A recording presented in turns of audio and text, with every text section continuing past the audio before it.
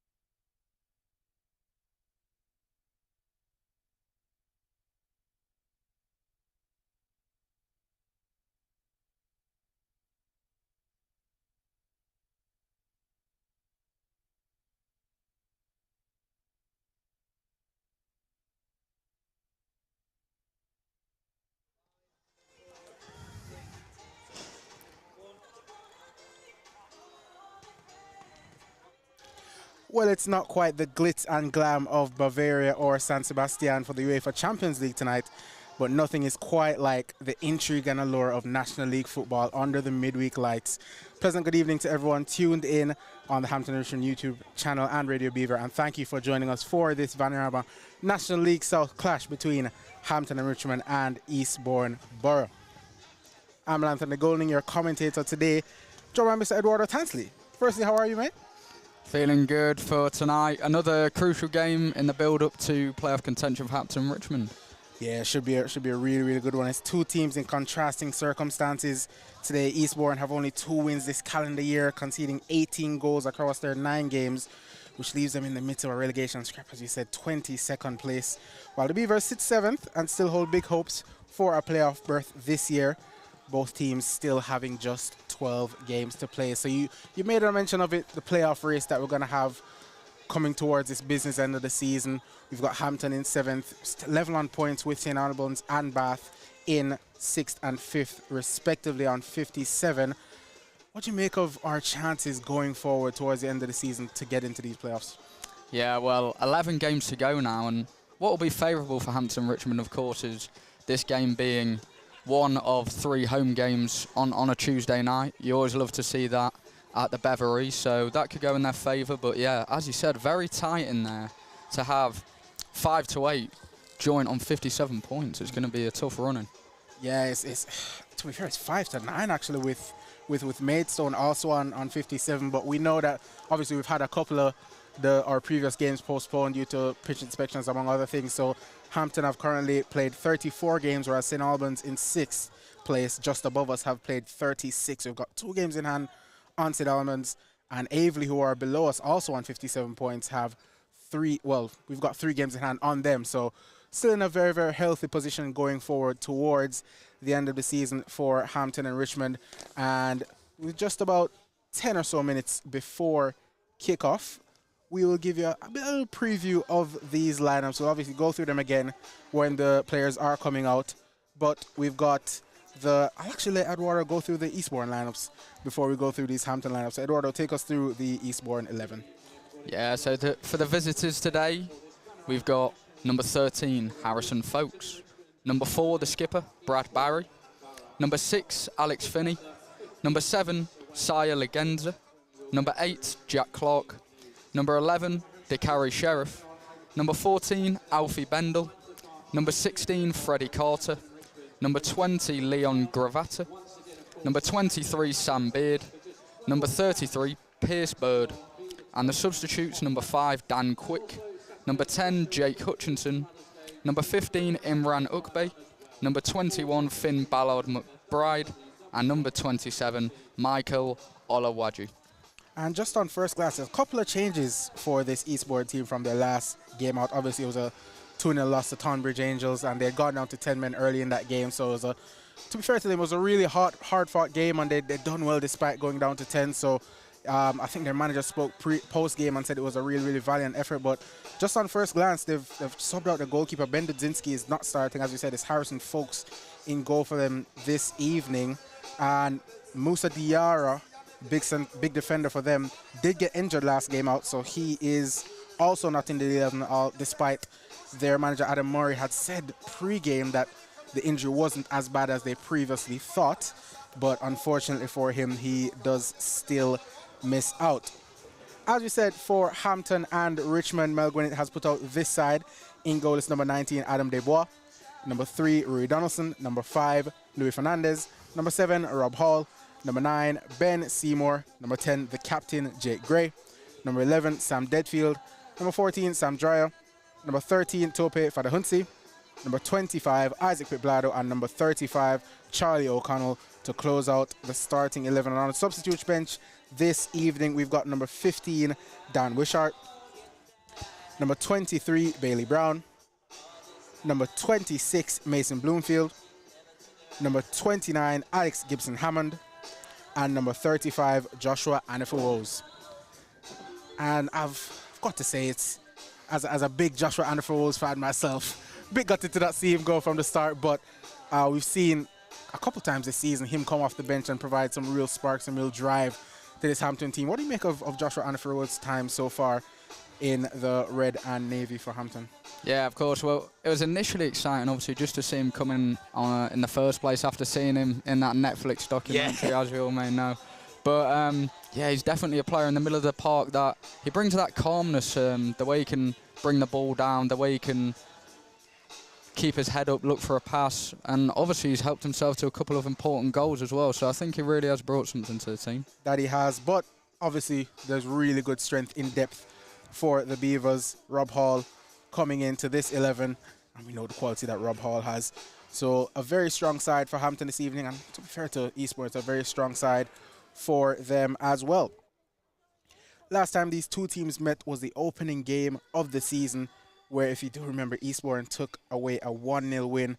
And to be fair, at the start of the season, they were actually touted as one of the potential front-runners for this season. And unfortunately for the sport, it's been tough going, and obviously being a full-time team and the changes that they'd made coming into the season, it all was looking up for them, and then it just didn't quite work out for them, Eduardo. Yeah, it's surprising because if you look at their form before this season, turning full-time, they finished top 8 in the league the last 3 seasons prior to turning full-time. So you've got to question whether the transition was as smooth as they might have hoped. What has maybe gone wrong? Yeah, it's certainly a tough one. However, their 2 wins in the last 5 have seen them bolster their hopes of staying up under new manager Adam Murray. Of course, that change was made not too long ago at the helm for Eastbourne. They have a game in hand on both Welling and Dartford in 20th and 19th respectively, and they sit 7 points off safety. So, as I said, they've also played 34 games, as have Hampton. So, 7 points off. They do have, as I said, a game in hand on both of them. Do you think that's a gap that they can make up? Well, Hampton Richmond obviously did them a favour at the weekend by beating Havant and Waterlooville, so that will always help a fellow relegation fodder there. But it's all about coming to places like this. I have noticed that they're not playing for draws in their last 7. They're either winning or losing. And when you're down there, it's not bad to scrap out a draw every now and then. So maybe they've got to look at that defensive stability and focus on that to grind out some points in these last few games. That they do, and it actually leads. It's a really good segue, Eduardo, into, because I was watching the pre-game build-up for Eastbourne, and their manager Murray, he spoke pre-game, and his mindset, as you could probably expect, he was really defiant, and he said that the sports would come out and try to go at Hampton this evening. So it's sort of, you can see it bleed onto the pitch, their mindset of, we're gonna get out and go for teams, we're gonna try and get wins. And I just say maybe sometimes it just backfires, and maybe sometimes a bit more nous, a bit more experienced, cool heads could have turned some of those losses into draws. But we will see tonight. I'm going to put you on the spot, not right now, but I will put you on the spot for a score prediction soon. But overall, to be fair, we've got really good numbers so far. People still bleeding in to the Bev this evening. It's quite a cool evening as well, isn't it, Eduardo? Yeah, a little bit chilly, a bit of In the air as I'm speaking now, I can see my breaths and. It's one of those Tuesday evening games. There's another interesting fact about these two teams. Eastbourne, obviously, when you're down at the bottom of the league, it's because you either have problems scoring goals or problems keeping goals out. But for Eastbourne, unfortunately for them, they've had problems doing both. In terms of this league season, only Dover in 24th in last place have conceded more goals than Eastbourne in the league. Eastbourne conceding 63 goals in 34 games played, which is it's a harrowing statistic. And just for reference, Dover have conceded 65, so only 2 less. And in terms of their goals, they're also in the bottom 3 for goals scored. And it's Taunton who are the league's, you'd say, least lethal team with 32 goals. Dover, again, obviously on 35, and then Eastbourne on 37 goals. So it's a team that's struggling for goals and a team that's struggling to keep goals out as well, Eduardo. Yeah, I mean, that's never a good combination, is it? I mean, the man to look out for tonight, obviously, you'd probably be looking at the Carry Sheriff to actually score for Eastbourne. Already 7 in the league. Not quite as prolific as some of the Hampton and Richmond players, but still a respectable tally. But, yeah, they need to either, as we said, install some of that defensive stability and maybe grab a cheeky one here at the Bev if they're to come away with any points. Indeed, and do you think this is one of those games where it could be deceptive when it comes to league position? Because some may just look at it and say, well, it's a game Hampton should win. They're flying, they're in the playoff spots, 7th place. Eastbourne, as we said, struggle with goals going in, struggle with getting goals of their own. I think it's maybe not quite that simple, though. Well, yeah, when it comes down to this time of the season, there's always people at the top of the table, people at the bottom of the table, something to play for, and it adds that extra motivation, that extra incentive. So both Hampton and Richmond are looking to get in the playoffs, but also this Eastbourne side are fighting for their lives in this league, which they haven't been relegated from since, of course, it was initially split. So, yeah, and I mean, to be fair to you, it's good analysis because Mel Gwinnett sort of gave a similar thought in his pre-match statement or pre-match interview. And if you obviously haven't read it, it's live on the Hampton and Richmond website, hamrichfc.com, shameless plug. So he said pre-game, similar to what I said when we faced Havant, this is a team who will be so frustrated with where they find themselves. Most people look at this game as a we should win game, whilst as of their goal, Eastbourne are a wounded animal with their backs against the wall, and that makes them very, very dangerous. And like you said, it's one of those games where if you take it for granted, if you take it lightly, games like this in the National League South, they will chew you up and spit you out really, really quickly. So it's a game that Hampton would have to be on it very quickly. But Eastbourne, as we said, coming into this game, they will come out and go at the Beavers. They'll try and get the win. So it's going to be a really, really enthralling contest. And we've just now got the substitutes coming out as we are counting down to kick off. Around about 4 minutes until we get things underway. The Beavers have only lost 3 games at Beverly Stadium this league season, while the Sports have only won 3 games away from home. So, I mean, there's a lot of parallels going on here, Eduardo, and I hope it's not a bit of commentator's curse with this one, but it'll be a tough ask for Murray's men off the back of a valiant performance, as I said, last game. But it's going to be a truly, truly interesting one, as we've now got the players coming out this evening. It's going to be Hampton in that full navy strip and Eastbourne in their red and white kit.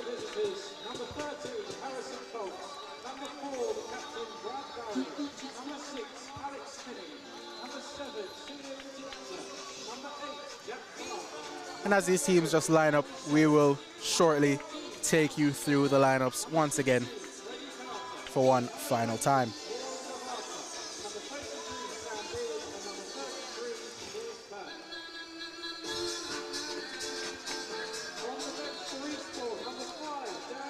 All right, so I will take you through the away side first and let Eduardo handle the Beavers. For manager Adam Murray, it is number 13, Harrison Fox in goal. Number 4, the captain, Brad Barry. Number 6, Alex Finney. Number 7, Sia Legenza. Number 8, Jack Clark. Number 11, Dakari Sheriff. Number 14, Alfie Bendel. Number 16, Freddie Carter. Number 20, Leon Gravata. Number 23, Sam Baird. And number 33, Pierce Bird. And on the bench for the Sports, it is number 5, Dan Quick. Number 10, Jake Hutchinson. Number 15, Imran Ukbey. Number 21, Finn Ballard McBride. And number 27, Michael Olurawaju. Take us to the home side, Eduardo. And for the Beavers, we've got Adam Daybois, number 19 in goal. Number 3, Rory Donaldson. Number 5, Louis Fernandez. Number 7, Rob Hall. Number 9, Ben Seymour. Captain, number 10, Jake Gray. Number 11, Sam Deadfield. Number 14, Sam Dreyer. Number 13, Tope Fadahunte. Number 25, Isaac Pitblado. Number 35, Charlie O'Connell. And the substitutes, number 15, Dan Wissart. Number 23, Bailey Brown. Number 26, Mason Bloomfield. Number 29, Alex Gibson Hammond. And number 35, Joshua Anifa-Wose. And for this evening, the referee is Daniel Baines. And his 2 assistants are Scott Hamilton and Sophie Dennington.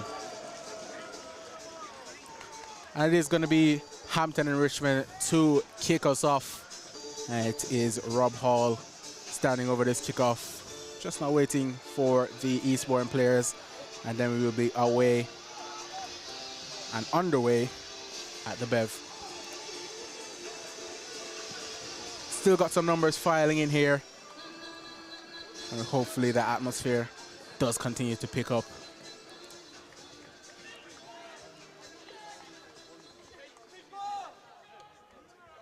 Referee just checking on both goalkeepers.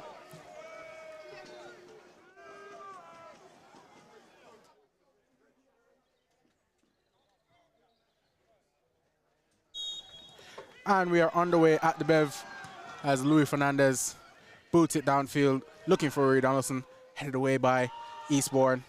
Possession does eventually fall to Sam Deadfield, and Hampton will settle on the ball once more with Louis Fernandez. Deadfield again, out wide, looking for Pitblado, and then punted downfield by Dreyer, looking for the run of Ben Seymour over the top. And they've got work to do here, Eastbourne, and it's good defending there from Pierce Bird to head it back into the waiting arms of Harrison Folks.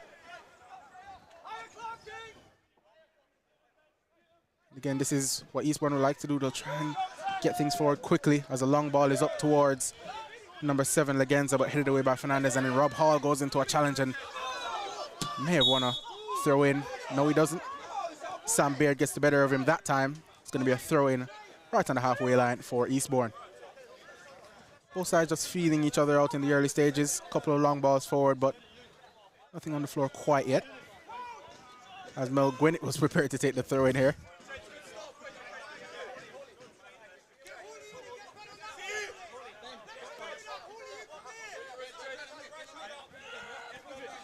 Throw-in is taken downfield by Bird. It's a huge throw-in. It's headed away by Fernandez. And then taken further on by Rory Donaldson. Good starting position here from the keeper, folks. And he did well to head it away under pressure from Ben Seymour. It's going to be another Hampton throw, this time to be taken by O'Connell.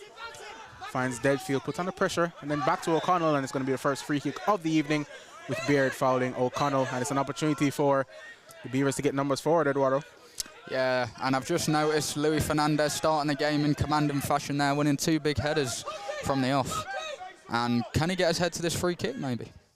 Maybe, just maybe, as Jake Gray initially looked like he was going to take it short, and now he does get the ball set once more, so we could potentially see a ball into the box. And Louis Fernandez is pointing right onto the penalty spot, so could be a bit of danger here for the Sports as Gray whips it in. It's a looping high cross towards the back post, and it's headed away really well there by Eastbourne. It's actually going to stay out. It's going to be a throw-in and not a corner kick. Good defensive header there by Alex Finney, because there was a man barreling down at the back post. Pitblado with this throw-in. Excuse me, it's not Pitblado. Thrown into Jake Gray. Now Deadfield. And it's going to be another throw-in. Actually, it's going to be an Eastbourne throw-in. Good defending again there from the Sports.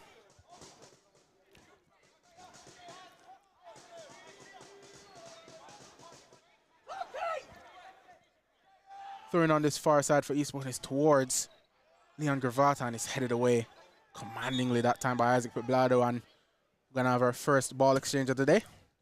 Always good for at least 3 or 4 of those at the Bev.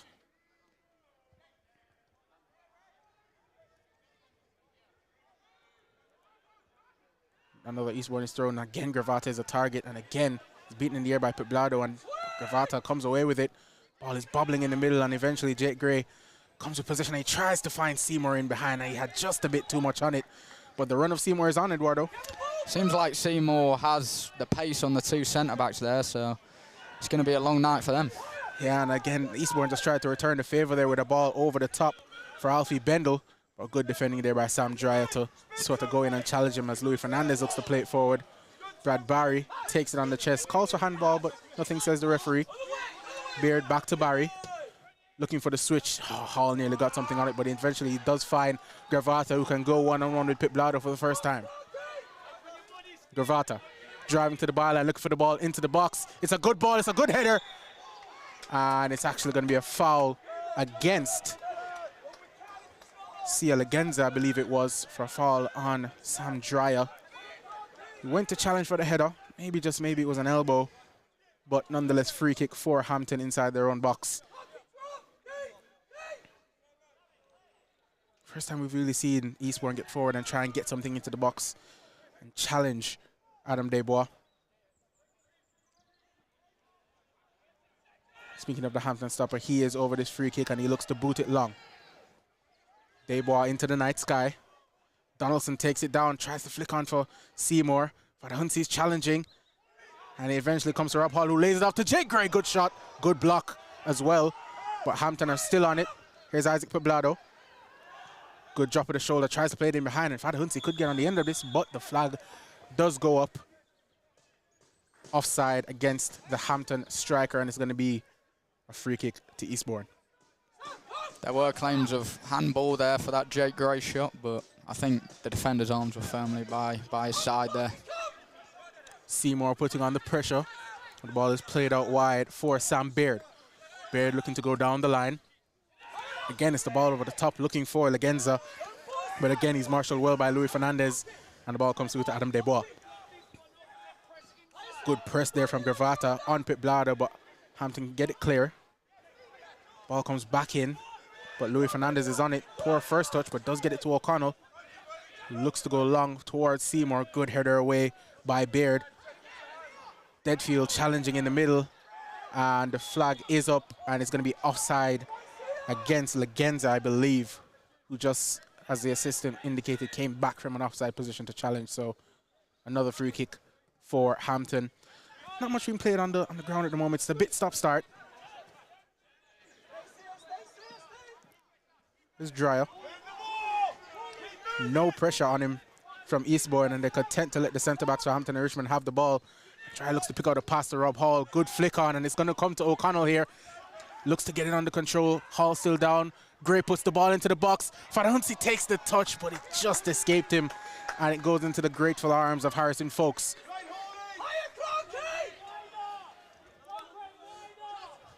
Folks bowls it out to the left side again, looking for Beard. Back towards the center and then booted long. Deadfield gets the header on and just loses the ball. And now Eastbourne can come away with it. Good challenge from Jake Gray. It's going to come to Fernandez, and surely he's been pushed there, but the referee says nothing doing, and it's going to be a throw-in to Eastbourne. Fernandez still down, holding his Achilles. I think he's claiming that there was a stamp on his Achilles by Sia Legenza.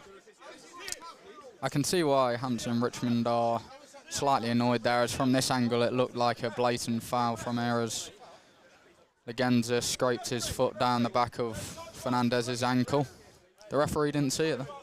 Fernandez still down, just now getting back to his feet, so it looks like he will be okay to continue. And it is going to be Bird over this throw-in. And referee just having a word with a couple of the Hampton players.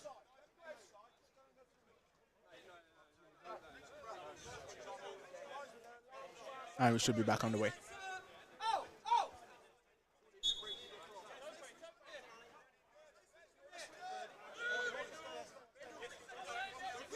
Bird throws it all the way down the line. It's a powerful throw, and Fernandez challenging again and winning again.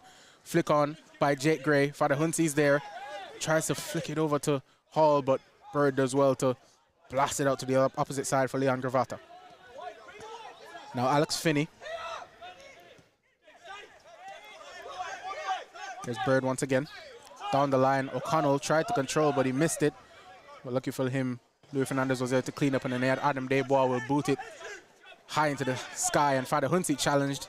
I think he just lost the ball there, and it's gone up for another Eastbourne throw.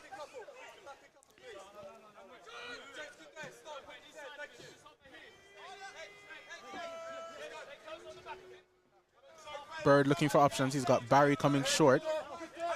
Instead, I think he's going to go long again, and he does, all the way down the line. And again, it's Legenza. Gets a ball into the box, cleared away by Pip Blado. Headed back in by Barry, and then back up by Fernandez. And that time, he does get the free kick off of Legenza. And looks like that's going to be a battle that we see all evening. It's an interesting start from Eastbourne, because before the game we were talking about their defensive weaknesses, but actually they seem to be maintaining a structure pretty well, not going to press the ball, holding firm in their own half. Yeah, and I can't quite tell if they've started with a 5 or a 4 at the moment, but certainly when they are defending, they do get a lot of numbers back as Desbois looks to go long. Seymour challenging, but it's headed away by Finney. Good play there by Dakari Sheriff, and he gets it out wide for Gravata, who's got green grass ahead of him. Pip Blado now comes into the space, looking to challenge him. Gravata, couple step overs, driving down the line. Good play this from Gravata. He's still carrying it. Now he's dropped the shoulder, gone to the box, pulls it to the edge, shot comes in. Good save from Adam Desbois, and Alfie Bendel with the first shot on target of the evening. Gravata looks like he's really exploiting that space down the left-hand side for Hampton. Richmond, he's provided both the opportunities, I'd say, for Eastbourne so far. They'll want to plug up that hole. And there was a really good chance there for Bendel, because he'd found himself in space just on the edge of the box, picked up that little pocket as Gravata wins it back again. And then again, and he's full of energy on that right side, is Leon Gravata. But as I was saying, Bendel, he just sort of pulled away from the box, came to the edge, found himself in that space. And maybe, just maybe, he thought he could have done better there, because not much pressure on him, and he sort of put it right down the middle. Yeah, he had time and space there, and in the end it went right down the keeper's throat, so you'd hope to be aiming for a corner in that circumstance. Here is Desbois on it once again, and again he's looking long for Father Huntsy. Gets a bit of a push in the back, but it's going to be a Hampton throw. O'Connell down on this near side to take it.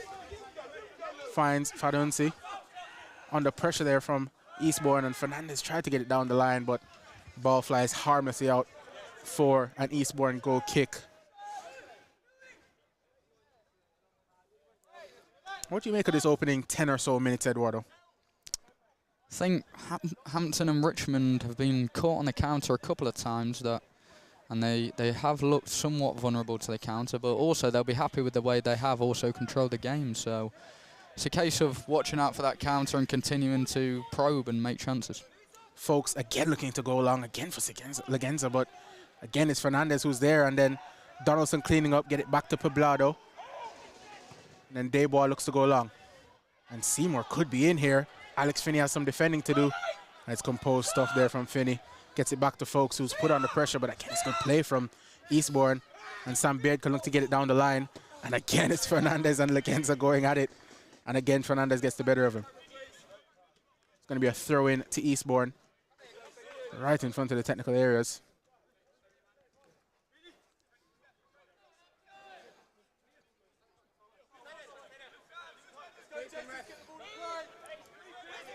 Beard with the throw. Still not taking it. Now he has. Down the line, looking for Legenza. Headed back in by Jack Clark. And then again. And now here's Beard with a chance to open his legs up. But O'Connell with some good defending. And then again, Beard goes down, but he somehow keeps hold of it. And he pulls the ball back, and the cross has gone in. But there's nobody at the back post. It's fell to Bendel. And Hampton still can't clear the lines. It's come to Gravata this time. And it's going to be a goal kick, and Hampton just had 6s and 7s there. Yeah, but in the end, Gravata's absolutely lashed at that. Obviously, we've been talking of his danger, but that shot there, absolutely no danger at all with that one.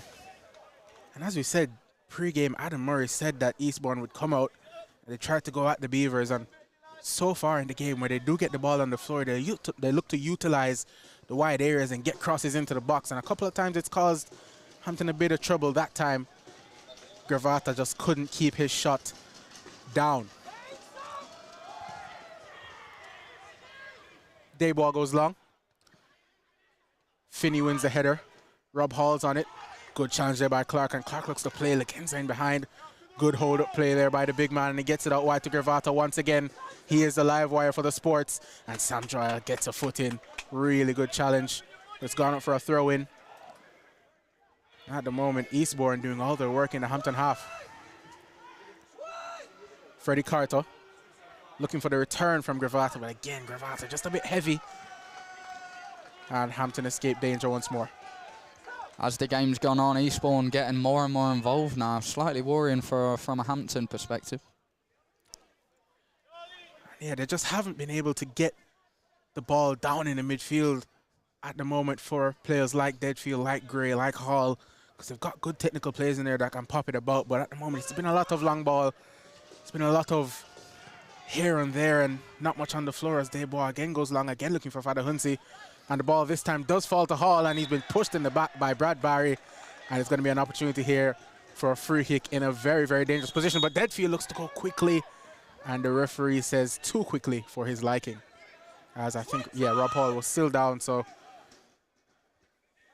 smart thinking there from Deadfield, but just a bit too early.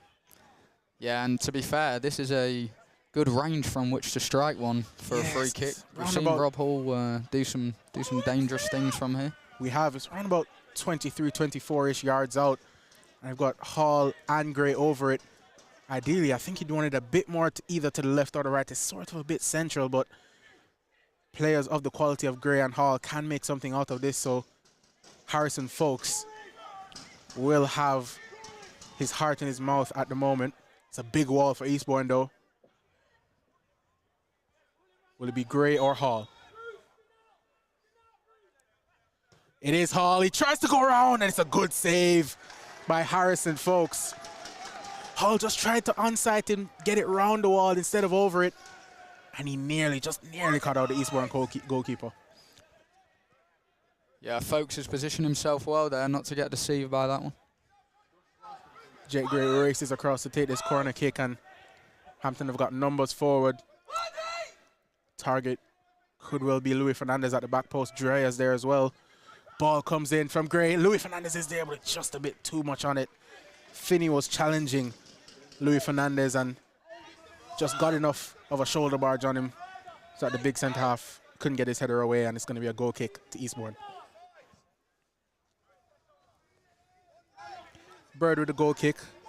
Back to Folks. Now out wide for Eastbourne. Here's Jack Clark. Drops the shoulder, looking to get past Jake Gray, but it's good pressure from Hampton here, and they're looking to close in tightly. But what a pass that is from Pierce Bird, and Eastbourne break the press. Gravata keeps it in after a poor pass from Freddie Carter. And now Eastbourne will look to settle on possession. Here's Alex Finney. Over to Pierce Bird. And at the moment, I think Adam Murray will be really pleased with how this game has started for the sports.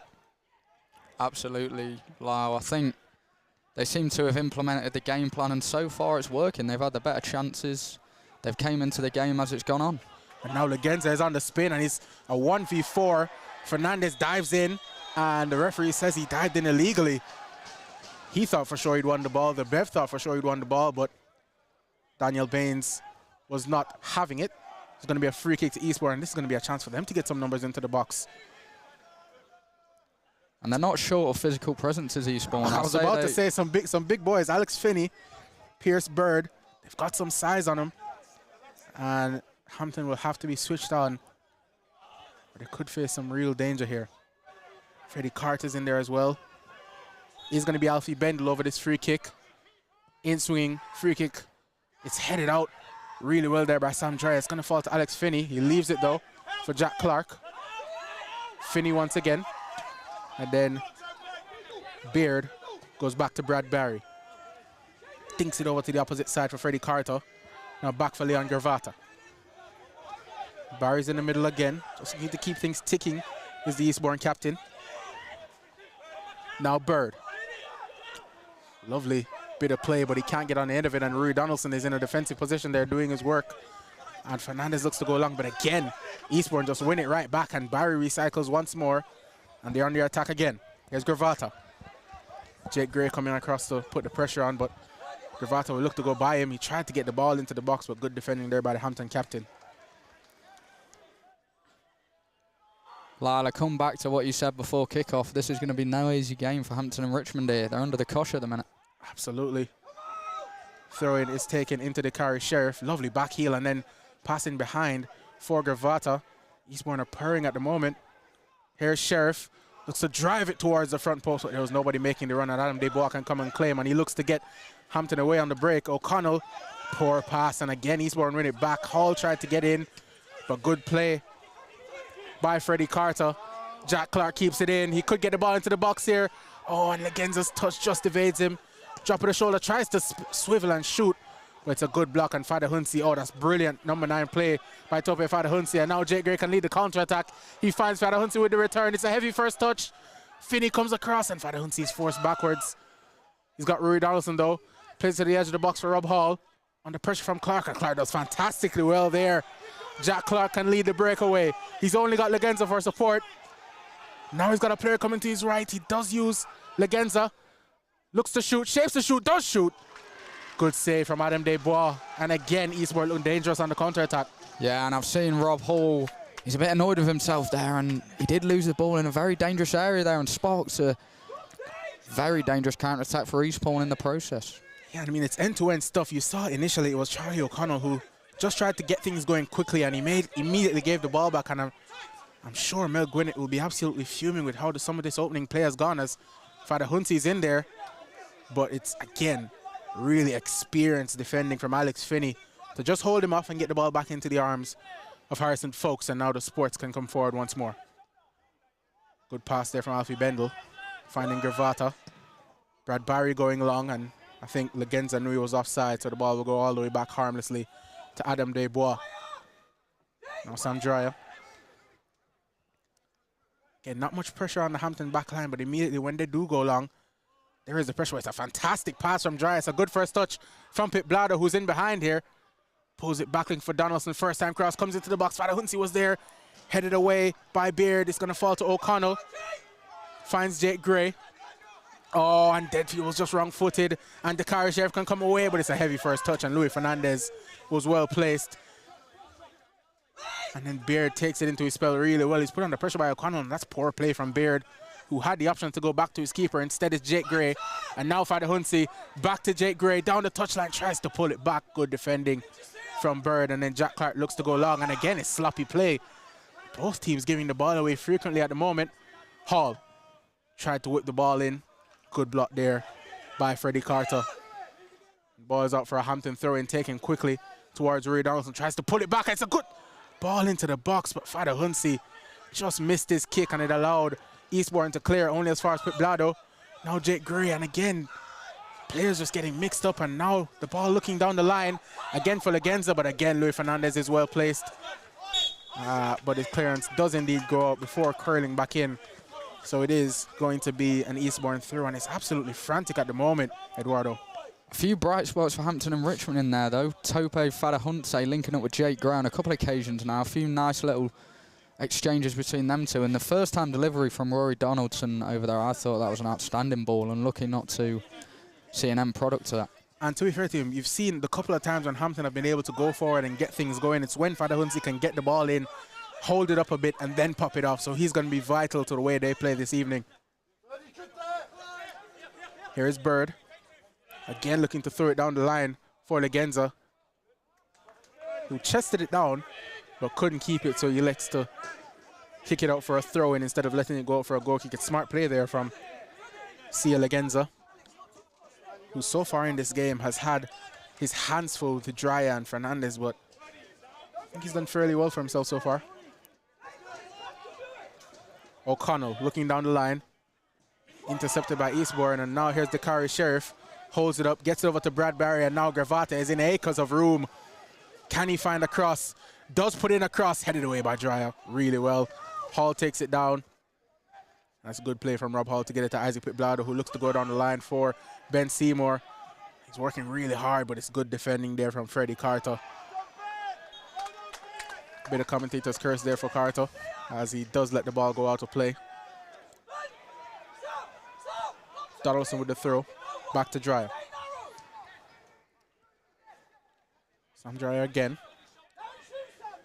Now here is Adam Desbois. Lovely distribution there to get it out to the wing for O'Connell. Jake Gray tries to play it in behind, looking for Seymour, who could get in here, and he does enough to put Pierce Bird under pressure and force him to blasting the ball away, and it's another ball lost, I believe. Hampton throw. Here is O'Connell. Gets it back to Luis Fernandez. Fernandez looking for the ball into the box towards Seymour, who got a touch in, but could only divert it back into the arms of Folks. And he's immediately bowled out Gravata, but it's a poor touch from him. And again, it's sloppy play from both sides here in these opening stages, but the ball in behind looking for Seymour, and again, the pass is just overhit by Blado, and at the moment, neither team can find that real killer instinct. Yeah, what does worry me, though, is that Gravata yet again had acres of space over there when he received the ball, and the Hampton and Richmond wide players certainly aren't being afforded that wide space. Here's Sam Beard. Infield to Barry. Now Pierce Bird. Alex Finney's found himself in some space here. Still under very little pressure, so he's able to saunter towards the halfway line. Looked to pick out a big switch for Jack Clark, but it was just overhit. And Hampton are presented with possession once more.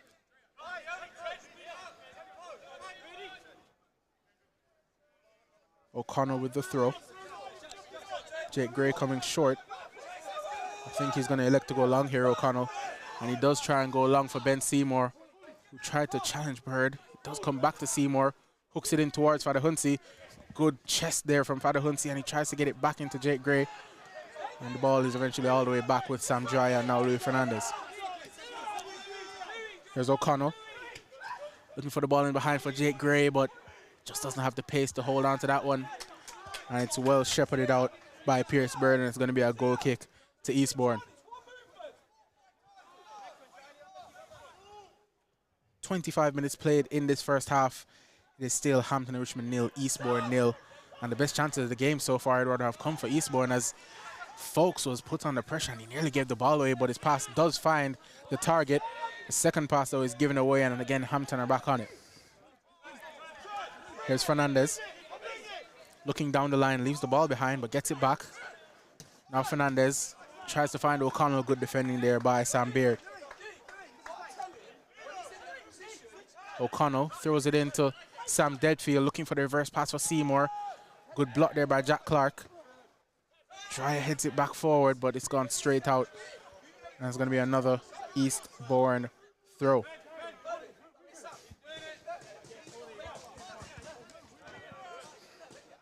Pierce Bird to take this throw in. Again, not much options for it, so he just elects to go back to Alex Finney.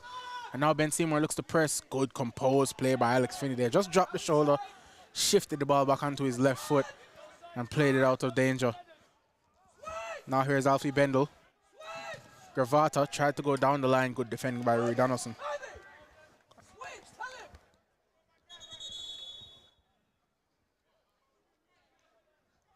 There's going to be an Eastbourne throw-in.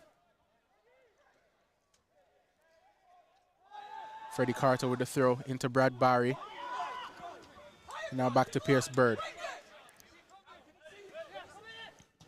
Bird looking to go long. It's a brilliant switch, but it's intercepted by Pit Blado.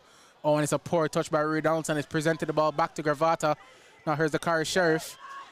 Back for Jack Clark, who's got space to shoot. He elects to go forward to the opposite side to Sam Beard. Beard looks to hook the ball into the box. Dryer's there with no Eastbourne players around him, so he can head it clear. And then further away by Jake Gray. Fadahunsey, good hold-up play, but he's put under pressure. And Eastbourne win it back, and Jack Clark's on it. Doesn't elect to shoot. Goes out wide to Gravata. Pulls it back into the box. Headed away by Gray again, and Fadahunsey looks to hold it up. Donaldson under pressure. Gets it to Deadfield, and now Hampton have some space and time on the ball. O'Connell looks to go down the line to Ben Seymour, and again he's been marshaled well by Alex Finney, and there's just nothing, absolutely nothing for Ben Seymour to feed off of at the moment. Yeah, but one thing to save Hampton Richmond's defence is that although they're leaving players out wide, it does mean they've got the numbers in the box to clear the ball once that delivery's been coming in. Finney back to Folks. Gets his hand up and looks to go long again, and you know who the target is. It's Lagenza, and it's Dryer this time to challenge him. With the ball falls to an Eastbourne player, and it was Bendel, and now it's Gravata. Oh, brilliant skill to get away from Jake Gray. Now he's found Jack Clark. Oh, and O'Connell scythes him down, and it's going to be the first booking of the game for Charlie O'Connell and Hampton and Richmond. It was a risky challenge from Charlie O'Connell there, who, in my opinion, has dealt with his winger fairly well throughout the game. It's more on the other side where Eastbourne are creating problems, but yeah, it was a risky challenge. If he didn't get clean contact with the ball there, he did risk a booking due to flying in with the studs up. Yeah, I don't think O'Connell or any of the Hampton players can have any complaints with that yellow card. Jack Clark did find himself in some space, and I think O'Connell had to make the challenge because there was a player on the overlap. There's a player on the overlap for Eastbourne, so free kick in a dangerous position for the Sports. And it is Alfie Bendel as well as Sam Beard standing over it for Eastbourne, and we've got both centre halves up in the box, and Alex Finney is at the back post. So it does look like they're probably going to attempt to put this one into the box rather than take a shot. Hampton with defending to do. Eastbourne with another opportunity. Ball played into the box. It's a lovely ball. Finney's there. Nobody got a touch on it, and it's cleared away by Rui Donaldson, only as far as Brad Barry, who takes it down well and gets it back to Gravata, and Eastbourne can recycle. Barry into the box. Players in there. Fernandez tries to get a header on it. It's played back into the box, and Desbois, really good positioning to come out and claim it. Desbois bows it out quickly, looking for Rui Donaldson. But again, Eastbourne so quickly getting numbers behind the box. There's just no options for passes into the channels for Hampton. And now it's Fernandez who looks to carry things forward. Here's Donaldson. Looking for options. And it's a poor pass from Rui Donaldson. O'Connell will keep it in, though. I think Jake Gray just thought there was someone behind him, so he left it. Now O'Connell's on the ball again. Jake Gray. Good drop of the shoulder, and then looking in behind for O'Connell. That's a brilliant ball from Jake Gray. If O'Connell can take it into his spell, and he can. He's got Rob Hall with him. Hall. Back to Gray. Oh, Charlie O'Connell. Jake Gray again, and it's... I thought it might have stayed in off of Charlie O'Connell, but it did indeed go out for a throw-in. And again, it's just a bit of sloppy play when it comes to Hampton going forward. There's no real looking to get things in behind. There's a lot of sideways and backward stuff, and that time they just gave it away again, and Mel Gwinnett may just have a couple of things to think about as Eastbourne are on it with Finney. Now here is Pierce Bird looking to go down the line. The ball has stayed in, but Fernandez again is there. Flicked on by Jake Gray only as far as Alfie Bendel. And again, he's found Gravata in space. And again, Pitblado comes across. Here's Leon Gravata looking to use the pace, and he's got some burners. And he gets the ball into the box, and it's headed away by Sam Deadfield, but only as far as Gravata once more. Here's Bendel. Another ball into the box, another header away from Sam Dreyer.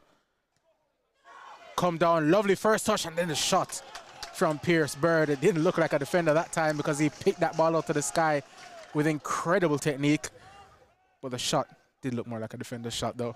It's gone well wide, and it's going to be a goal kick to Hampton.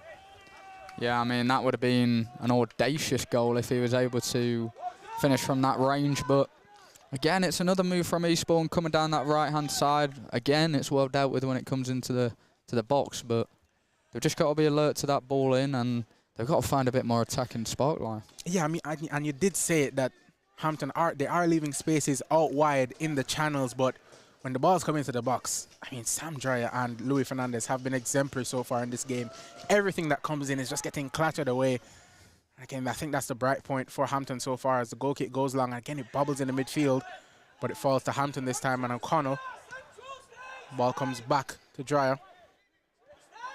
Now Louis Fernandez. Fernandez goes wide. Deadfield dropping into the left-back position now, looking to distribute. Tries to go long. Father Huntsy goes down. Referee says no, no, no. And the ball is back into the arms of Harrison Folks. Again, tries to go quickly to his captain, Brad Barry, who was under a bit of pressure, but he's as composed as ever. And now Bird can get it back over to Finney. And now here is Freddie Carter. Finney Back to Folks. And again, Eastbourne just finding spaces in wide areas, but they're content to play it around the back here. And Folks is put under a bit of pressure, but does well to get it out towards Gravata. Header by Piplado. It's going to fall to Father Huntsy. And he tried to hold it up. Referee was in the way. Going to be a drop ball to Hampton. I think if you're if Tope Father Huntsy's got his back to you, then there's just no way around him from the look of this game. He is an absolute machine, is Father Huntsy. Jake Gray out wide for Sam Deadfield, who hasn't seen too much of the ball in this first half. Tries to get into the path of Donaldson. Again, it falls to Father Huntsy, who gets a good first touch, but it just bobbled off of Deadfield, who was on the floor, and he's adamant that he was fouled.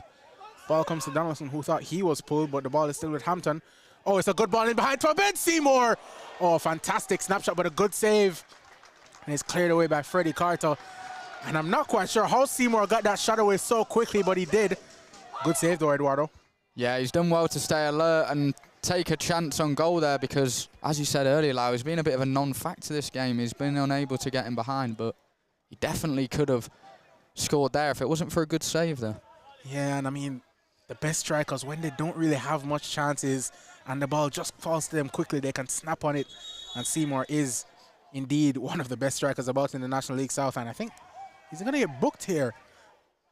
Freddie Carter is going to go into the book, and I think I'm not sure if it's time wasting or it's repeatedly trying to steal some yards on the throw in, but either way, it's a second yellow card of the game. And oh, it's Brad. I thought he was about to get a second yellow there, Freddie Carter, immediately, but he is Brad Barry who's going into the book now, the Eastbourne captain. So 2 yellow cards there. And the ball is played in quickly here for Eastbourne, and they can look to get things going. Here is Beard. Tries to go face-to-face with O'Connell, gets it into the path of Jack Clark, who's down by the touchline. Good defending there by Jake Gray. It's going to be a corner kick, though. 35 minutes played in this first half, and it really is an enthralling contest thus far. And Adam Murray is irate down below us, and he's asking a similar question to I did as to 35 minutes into the game and a player's been booked for time wasting. I'm not too sure about that decision from the referee, but Hampton and Richmond won't be complaining. Maybe he's had a look at the league table before the game, Lyle. He's seen they're playing for these points, Eastbourne. And referee just having a check of the ball, and I think it's a bit flat, so we're going to require another new one.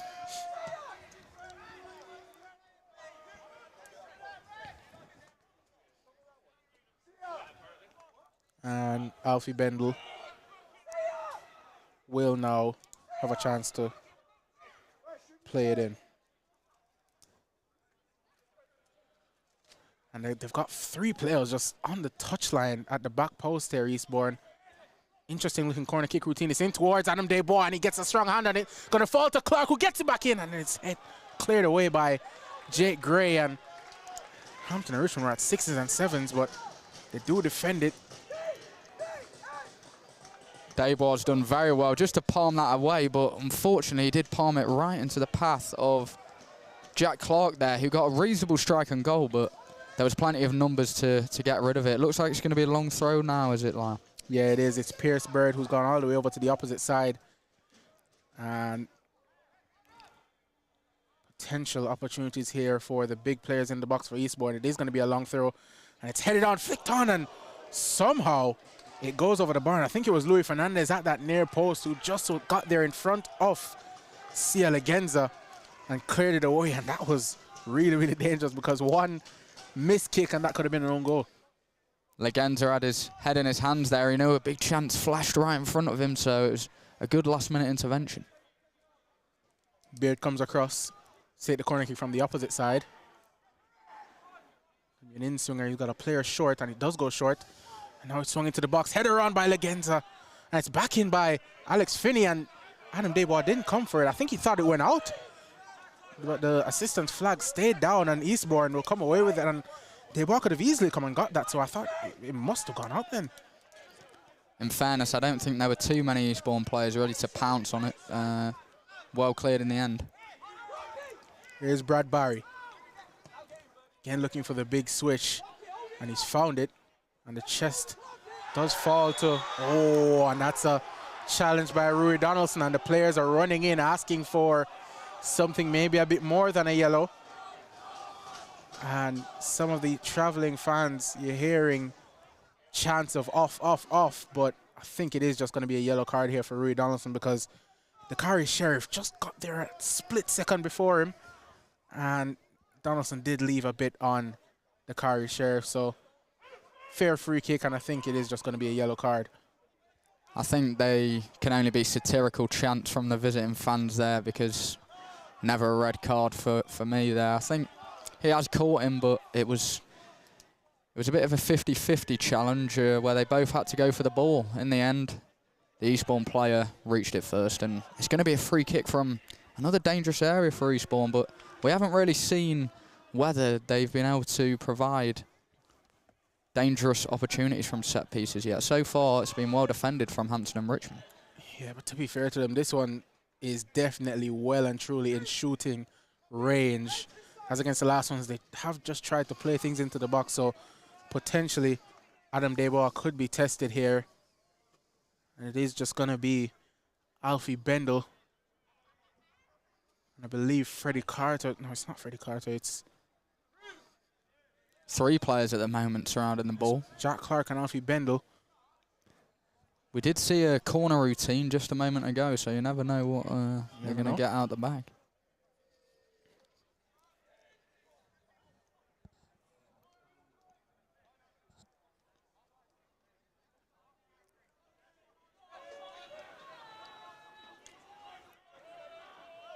So it is Beard and Bendel both over it.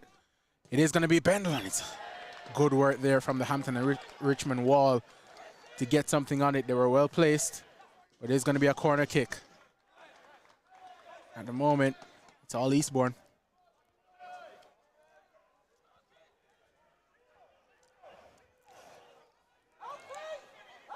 Again, Sam Beard to take this corner.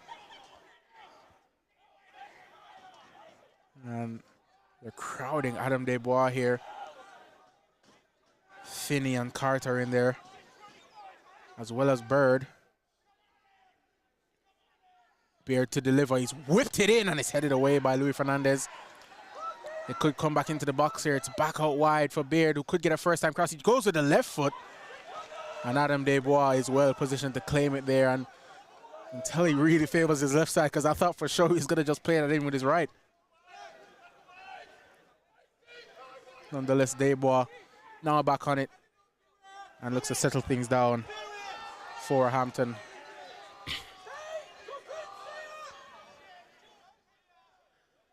Debois to go long, looking for Rui Donaldson. Good header down towards Father Huntsy. Seymour's in there. Good defending by Gravata. Now Eastbourne can look to clear. Headed back in by Deadfield. It's collected by Seymour. Good touch, and then he thought he was fouled, but it is just going to be a throw in. And again, Freddie Carter just told to take a few paces backwards by the referee. Throwing down the line. There's a bundle in the middle of the park, and Bendel comes away with it. Now Gravata looking down the line, and Debois, good starting position to come to the edge of his box and claim it. And he's got Luis Fernandez to his right, Dreyer to his left. But he may just elect to go long. Fernandez there just a bit frustrated that he didn't get the ball. And it is going to be long from Debois. Down the line, Father Huntsy's there, tries to take it down. Good defending that time from Freddie Carter. And now here is Beard. In the middle for Brad Barry on the pressure from Father Huntsy. Barry wants a free kick. Almost stopped playing for a moment. Referee didn't put his whistle to his mouth, and O'Connell's taking a hard fall that time. But he is back to his feet. And it's going to be an Eastbourne throw. Just went up for a challenge there with Dakari Sheriff. I wonder if Sheriff stuck his bum out a little bit for that one. Didn't seem to be going for the header. Throwing to be taken by Pierce Bird, excuse me. Again, nothing is really the option short for Eastbourne, so they will once again just go long. Down the line, And Legenza was there, but again, it's Fernandez heading it out. Bird gets it back in, Fernandez back out, and then Jake Gray hooks it down the line, and it's gone out. It's going to be another Eastbourne throw, and we've had a lot of the play down on this near touchline. And Adam Murray is still adamant with the referee that he shouldn't have had a player booked for time wasting. Yeah, Eastbourne, they've got to be careful on these throw-ins now because the referee's not having any of it. Yeah, and Adam Murray has to be careful because he may be the next one to go into the book. And Hampton thought for sure that was handball against Sia Legenza, and I thought it was as well because his arm sort of looked to swing behind it, but it is just only another throw-in for the Sports, and Bird will have another opportunity to throw it big into the box. The referee, just off the back of upsetting Eastbourne, now upsetting Hampton and Richmond with that call. It's a tough occupation, the job of a ref.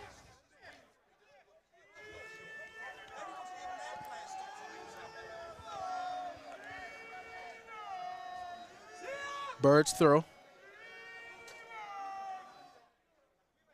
Big into the box. Fernandez is there. It's headed down. Jack Clark is in there. It's going to fall for the Curry Sheriff. He's going to look to shoot. He spins. And his strike. He just couldn't keep it down. In the end, Hampton breathed a sigh of relief. Eastbourne's top scorer, if anyone's got that lethal finish in him, it's Sheriff. And he's looking to get his 8th goal of the season tonight. And I think just there you saw, just tried to snap at it. Had it on the swivel. Maybe could have taken another touch, get it under control, but he maybe just snapped at the opportunity, and it did fly high and wide. And it's just kind of the story of this first half. A couple of saves from Adam Debois, and then that one massive save from Harrison Folks from Ben Seymour. So both sides, as we do enter 2 minutes of added time at the end of this first half. And it's an interesting first half, that's for sure, from both sides as Debois goes long. Looking for Father Huntsy. Good header from Finney, headed back in by Hall, and then Deadfield looks to go long, and Donaldson's challenging, but falls to Gravata. Now Brad Barry. Comes back to Finney. First time pass, only finds Spit Blado. Now Sam Dreyer looking to go long. Father Huntsy was waiting, but it's good defending from Barry, and then Ben Seymour tries to go long, but good defending from Pierce Bird to just head it back into the arms. Or back to the feet of Harrison Folks. Which one of the managers do you think would be more happy with how this first half has gone? Well, I would think Adam Murray, but he seems to be very angry down there on the sideline. But yeah, it's just the fact that Hampton and Richmond don't really seem to be playing their game at the moment. They seem to be playing Eastbourne's game, and that's why I'd say Adam Murray. And Eastbourne come forward once again. It's Gravata right on the edge of the box. He's got players with him. Looks to go to the byline once again and pull it back. It's a good flick. Oh, and it's off the post. Did that just come off the post? I think Adam Debois flew into action, but it was a flick on at the near post. And Eastbourne very nearly, right on the stroke of halftime, they nearly went in front. Yeah, and we shouldn't be surprised. It was Gravata with the fired ball in and a cheeky flick from none other than Sheriff. And it was inches from being a goal. And maybe, just maybe, that's the final opportunity of this first half, but it's another warning shot for Hampton. And that is the final opportunity of this first half. Nothing by way of goals to mention, but it's certainly been an enthralling contest here at the Bev. 2 yellow cards for both sides, but no goals yet to report. Halftime here, it's Hampton and Richmond 0, Eastbourne 0.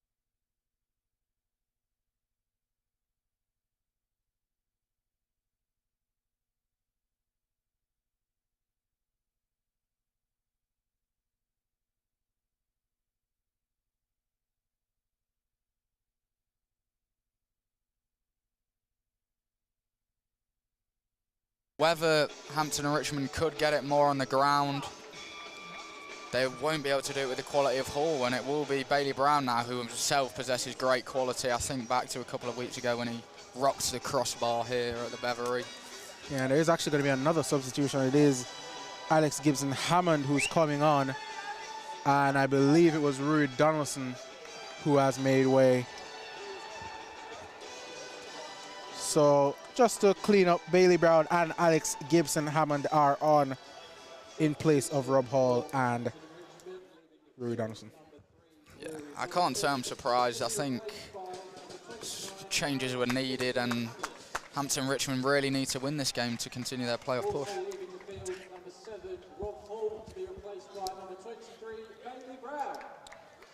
Eastbourne will just get us back on the way to start the second half. Referee doing his checks. No changes for the sports at halftime. As you could imagine, Adam Murray probably pleased with how that first half went. It is going to be Eastbourne who get us back on the way, and Brad Barry scoops it up and hooks the ball into the night sky, and Sam Dry is there, and it comes right off of Bailey Brown, and Father Huntsy tries to hook it towards the byline, and Gravata lets it go out, and it's going to be a throw-in for Eastbourne to start this half. Carter all the way back to Finney. Now over to Bird, who finds Beard. Those two in the first half, a really good connection down that left side, Beard and Bird. Combining well with Jack Clark as well, making those little triangles on the far side as Carter's back on it. Gravata just pointing him backwards to Alex Finney. The sports in no rush to get things forward too quickly here, and now Gravata's in acres of space calling for the switch. Hasn't got it. The ball instead goes down the line. O'Connell gets the header down. It falls to Sheriff though. Face to face with Bailey Brown. Sheriff tries to go down the line. He's going to get to whip the ball in here, but nobody's there. It's only Isaac Peblado whose touch is poor, but he does well with the second touch to get that free kick off of Leon Gravato. Just a bit too over-eager there to win the ball. But it's his eagerness all game long that's been seeing him provide some chances for Eastbourne, so we'll see whether Hampton and Richmond can keep him more quiet this half. Desbois to boot this free kick long. Bailey Brown was there. It's been won by Brad Barry and then by Alex Finney, and thirdly by Gravata, who goes straight out of play, and Hampton will have another throw-in. Down the line looking for Seymour. Gravata couldn't get there. Bailey Brown was in there. And it's a good challenge there by Gibson-Hammond, and he keeps it in. Fantastic play. And the ball down the line is cleared out by Freddie Carter, and it's going to be another Hampton throw. It's a brighter start to the second half than it was to the first for the Beavers. Here's Pip Blado with the throw. In towards Father Huntsy, gets it back to Pip Blado, and now Bailey Brown. First time pass to Gibson-Hammond. Looks for the quick feet, gets it back to Pip Blado. Gravata was there, but it falls to Pip Blado, and both players slipping for Eastbourne. Pip Blado into the box, pulls it into the center. It's a good sign for Hampton and Richmond. Pip Blado getting in behind. Granted, a couple of slips in his favour, but it's the first time I really saw Hampton and Richmond getting in behind and pulling one back there. Freddie Carter down the line. Good touch from Bendel under pressure from Deadfield. Gravata tries to keep it in, but Hampton do well to win it back. And here's Gibson-Hammond, who's got Father Huntsy running in behind. He looks to find Jake Gray. That's a fantastic reverse pass. Gray's under pressure, but he's come away with it. No, he hasn't. Eastbourne do well to dispossess the Hampton captain, and now Legenza can open up his legs, but Louis Fernandez did the same and won the ball brilliantly there. Crucial challenge from Fernandez, because Legenza was just starting to open his legs and turn the motors on there towards goal. And Louis Fernandez starting the second half as he ended the first with exemplary defending. But it's given the opportunity here for Pierce Bird to have another long throw into the box. And Bird is giving himself quite the run up here. You have to assume he's going to absolutely launch this one.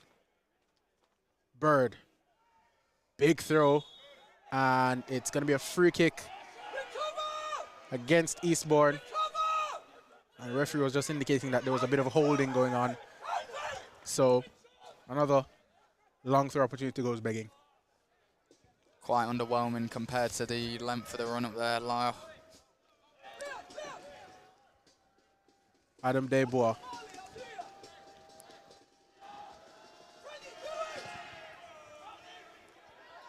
Into the night sky looking for Bailey Brown. He thought he'd been pulled, but the ball is down for Father Huntsy. Beard is in there. Father Huntsy just a bit too heavy into his back, and the assistant flags, and it's going to be a free kick to Eastbourne.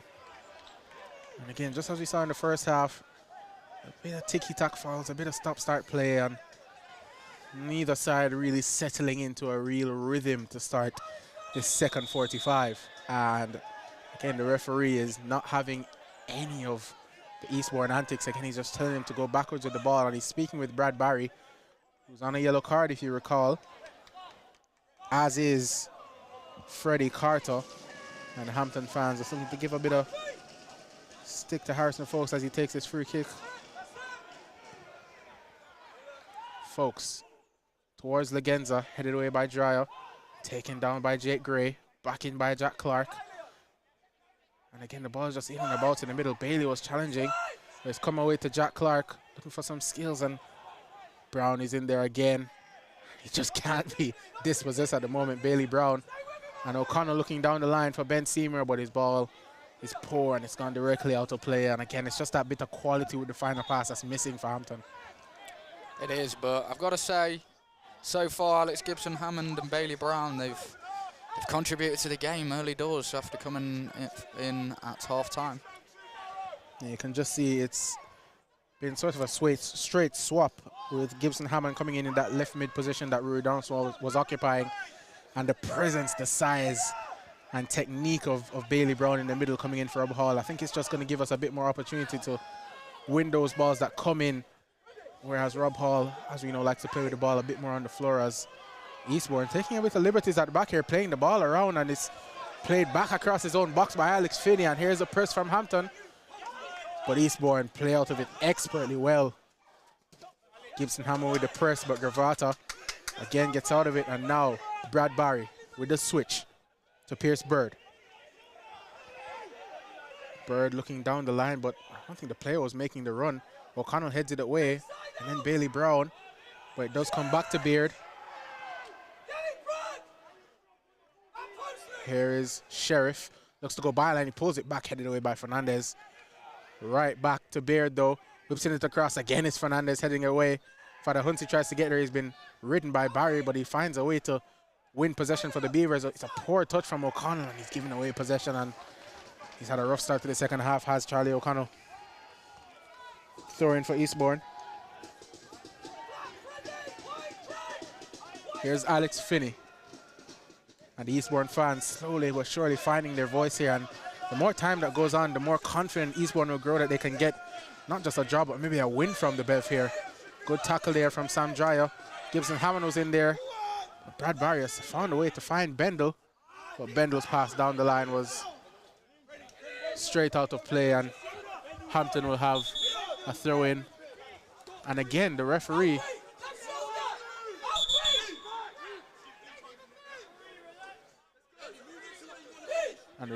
sending Pit Blado all the way back. Bailey Brown with the header on. Finney challenging Father Huntsy. Good strength from Father Huntsy, but Jack Clark came in to support Alex Finney, and Eastbourne have won it back. And again, they try and go backwards here, and maybe, just maybe, they look like they're about to play themselves into pressure, but again, they've played out of it expertly. And this is what Adam Murray was talking about pre-game. They're going to try and play their game, play things out from the back, and go at Hampton, and all of those things have been true in the opening 55 or so minutes of this game. From these minutes so far, I certainly wouldn't be able to tell that Eastbourne are 7 points from safety, I'll tell you that. That is for certain. Finney wins the header. Gravata's on it. Challenged by Gibson Hammond. He does well there. And Gravata is forced back to Carter, and you can just see the intentions of putting Alex Gibson Hammond on the pitch, because he has the pace to keep up with Gravata and get out to him quickly, put the pressure on. As the pass is poor, but it finds a way through for Dakari Sheriff, who's got Jack Clark to his left. He's going to open his feet up and have a hit at goal. Desbois furious with his defenders, but Dakari Sheriff had an opportunity for 25 yards He just can't keep it down. Eastbourne had numbers there as well. I think 3-on-2 at least, and he even could have passed it, went for the shot. And if you're going to strike it, you've got to do better with not too much pressure on you there. You've got to be hitting the target. As you saw, as I said, Debois was absolutely furious with his back line. And he does go long, looking for Seymour. One by Bird, and then Bradbury. Experienced play there to head it back to his goalkeeper and then provide the option for the short throw. Barry out wide for Bird. Now Freddie Carter. He's got Gravata providing the option wide as always. The ball eventually does find Gravata, who's immediately put under pressure. Bendel's back in the middle, but again, Eastbourne play out of it so well. And here's Alex Finney. Back to Bradbury. Bendel dropping deep. Barry instead goes wide for Gravata. Lovely first touch to get it into his spell. Looks to go to the byline. Pit Blado challenging. And he does well to stay in front of him for the time being, but Gravata drops the shoulder, gets to the byline. Again, good defending from Pit Blado, but as we saw in the first half, Leon Gravata is the danger man for Eastbourne. Adam Murray at times is almost giving away the Eastbourne game plan. You can hear him constantly shouting for his team to switch the ball. They want to break down Hampton and Richmond. Just on it today because nothing coming into the box has succeeded, but this time it goes all the way through. And nearly a bit of commentator's curse, but Adam Debois was well positioned. And now Hampton looked to break. Seymour was in behind, but again, the pass is poor. And there's just no cutting edge on that final ball, that killer pass from Hampton at the moment, as it was O'Connell that time who just tried to find the run of Seymour. But he, as I said today, he's been feeding off scraps. Gravata into Barry on the pressure from Seymour. Bradbury. Really composed play. Ball down the line. Pit Blado challenging and winning. Deadfield into Sheriff. Oh, brilliant touch there. But he still can't win it. And Jake Gray comes away with it. Now Louis Fernandez. And he's got some space to drive forward potentially. It's a pass into the midfield for Jake Gray. Back to Bailey Brown and now Louis Fernandez. Louis Fernandez now driving his way. It's a marauding run and it's a cynical tackle from Jack Clark, who knew what he was doing there. No, not going to be a card though, but that pass from Louis Fernandez into the feet of Jake Green, that's one of the first times today where we've seen one of the Hampton defenders pick the ball up and play the ball directly into the midfield, into some space, and immediately out of it, play is recycled and it goes down the line. We win a free kick from it, and it's just some of the play that we haven't seen enough from Hampton today. I think in that instance it was Brad Barry so conscious to cover his back line. He lost track of the Hampton-Richmond attacker. Free kick now though. Jake Gray into the box. It's a good ball to the back post. Header comes back in, but there's nobody on the edge of the box to win it. And Segenza can come away with it, but Gibson Hammond, again, his work rate is exemplary. And he thought for sure, and the Hampton fans thought for sure it's going to be a Hampton throw, but throwing to Eastbourne. And that time, Jake Gray got it all the way onto to the back post and the header back across. There was just nobody that was making that third man run right to the edge because there was space, but there was no finish.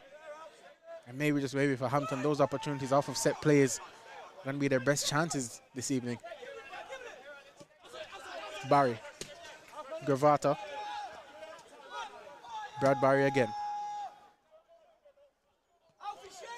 Carter. Over to Bird, and now Jack Clark. Eastbourne popping it about with confidence and swagger and composure. And here's Gravata looking to inject some pace. And he does so. And his pass finds the mark, but Deadfield wins it back for Hampton. And Bailey Brown looking to use his long legs and keep it, but Jack Clark looks to play a ball in behind. The Curry Sheriff was there, but Sam Dreyer comes away with it and does well to win a throw-in off of Leon Gravata.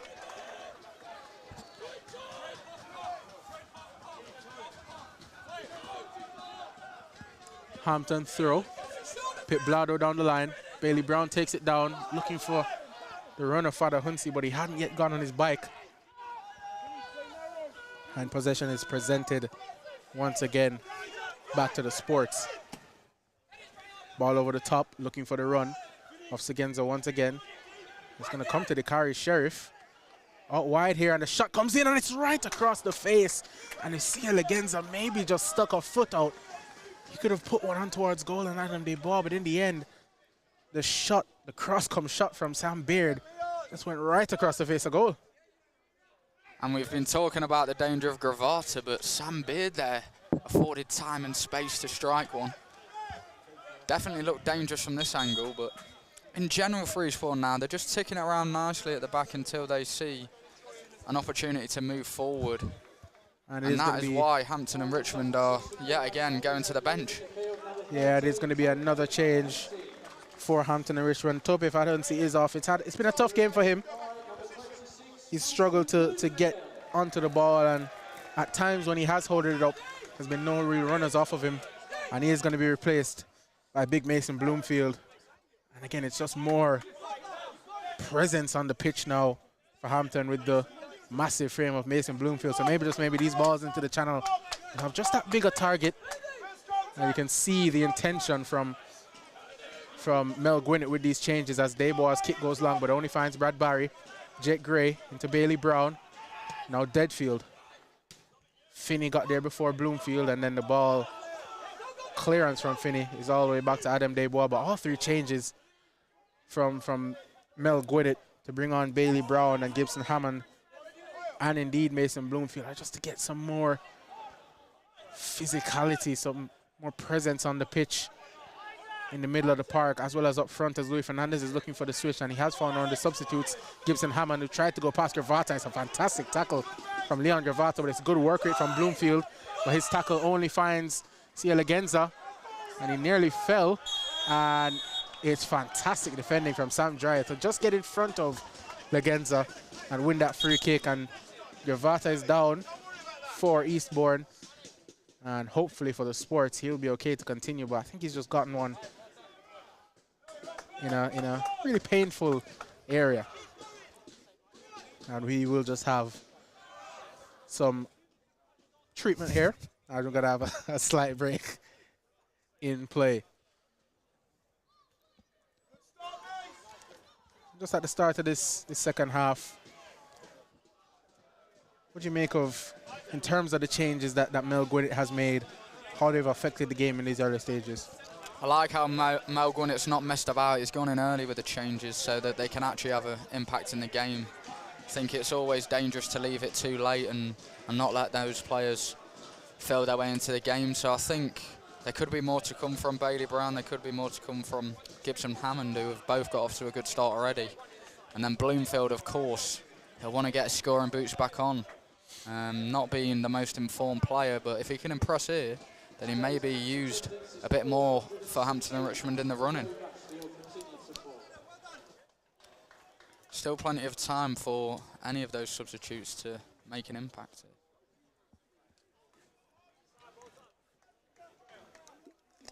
Gravata now back to his feet, and he looks like he should be good to continue. But with Bloomfield coming on, it's the return of a very, very lethal strike partnership that we saw earlier in the season with Bloomfield and Seymour, and especially in our long unbeaten run. It was those two up top in a lot of games that were putting the chance away, that connection between them, getting things on, not for just themselves, but for each other.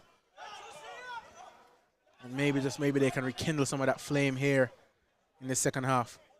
So almost the old school approach of a big and a small up top, and the two. Here's Fernandez. O'Connell into the feet of Bloomfield, who's dropped deep. Hasn't got any support forward, so he likes to go back for Luis Fernandez. And it's all the way back for Adam Debois. Fernandez once again, never a shy player to get on the ball. O'Connell drops the shoulder and cuts inside, and then finds Sam Deadfield, who's just dropped between the centre halves now, looking to distribute. And he's picked out a brilliant ball. It's a good header by Gravata. Gibson Hammond may just keep this in, and he has. Gets it back to Pip Blauder, who can get the ball into the box. It's a good cross into the box, and it's headed away by Bird, and then again by Gravata. And it's going to be a throw-in for Hampton, and now you can just feel the Bev starting to lift at the moment. And we're going to have another stop to play, and I think Gravata's day may just be done. You saw him try and continue, but he's now gone back down. And I think we may be seeing the first substitution for the sports, and he does not look in good sorts, Gravata. That's unfortunate because, as we said, he's had a really good game so far. I think up to this point, it probably would have been my man of the match selection across both sides. So it really has had an impact in this game, and to see him go off will be a huge blow for Eastbourne.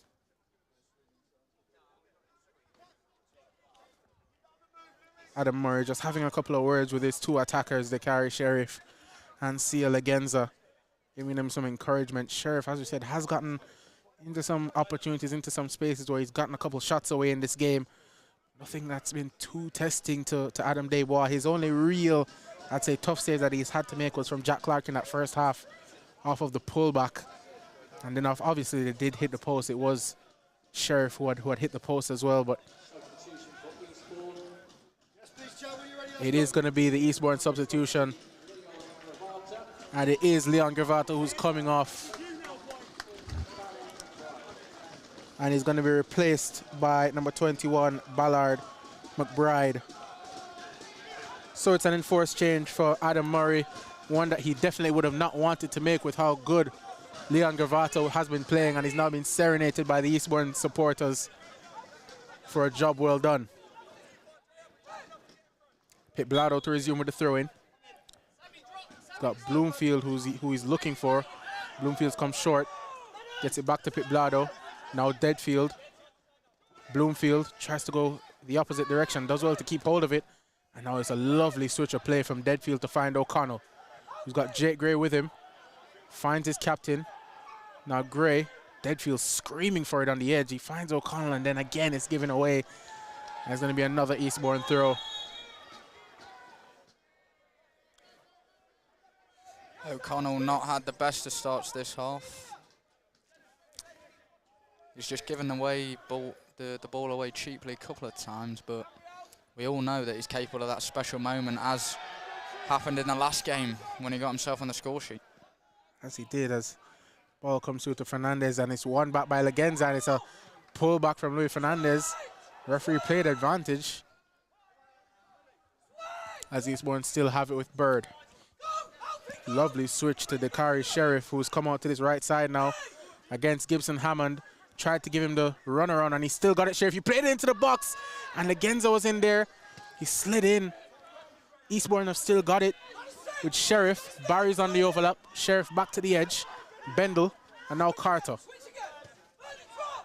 Adam Murray is barking out instructions to his charges as they look to come forward here with Bendel. Jack Clark.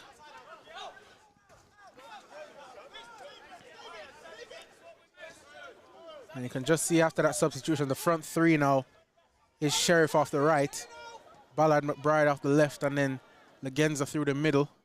So it will just be interesting to see how this man, the substitute, Ballard McBride, fares. But Bailey Brown is in there challenging him, and it's a poor touch from McBride. He's giving it away. Hampton have it back with Pit Blado. Now Deadfield. Oh, look, tried the reverse pass to Bloomfield. It was a lovely idea, but good defending by Freddie Carter, and then Jack Clark. Gray was in there, but Eastbourne still have it. Beard into the box. Fernandez back out of the box. And then Barry. And now Deadfield. And now Gibson Hammond with a chance to drive at Eastbourne, and he's skipped past one. And he's been fouled cynically there. And it's Alfie Bendel. It's not going to be a yellow card, though.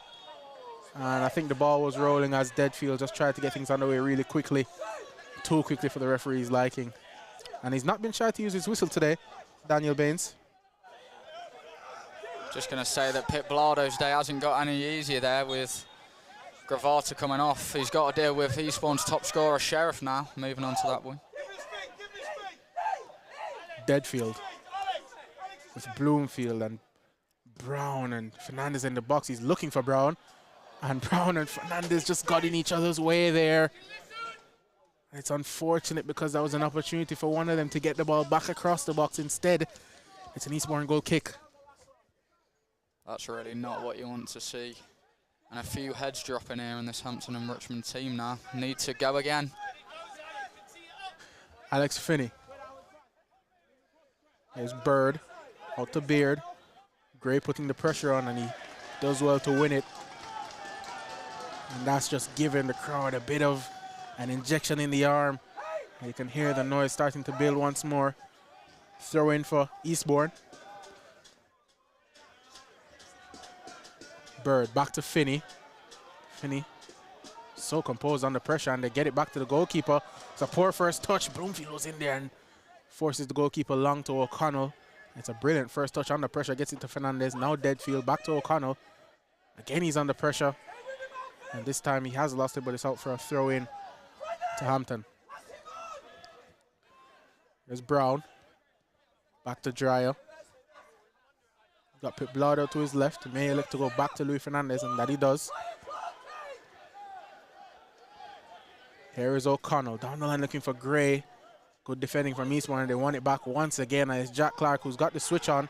It's Bendel. And it's good play from him to just get it out of pressure and get it to Bird. And it was a lovely idea, but it's a first-time pass pinged across the pitch, and it's allowed Hampton to get back on it. And Gibson Hammond is going down the line against Freddie Carter.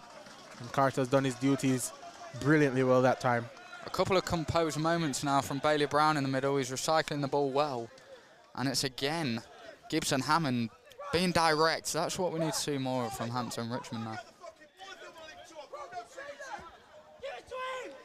Piblado. There's Brown. Gibson Hammond. Again looking to drive at Eastbourne.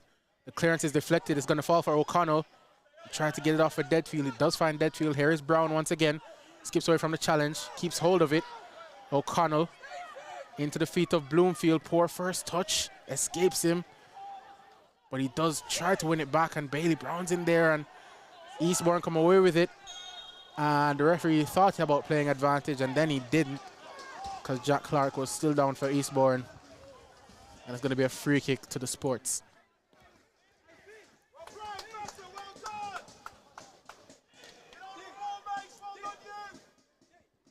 71 minutes played in this game so far. It is still Hampton 0, Eastbourne 0.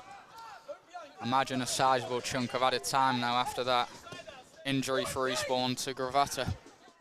Indeed, and the ball goes all the way through. And again, Sam Dreyer has done fantastically well when he's had to come against Sia Legenza.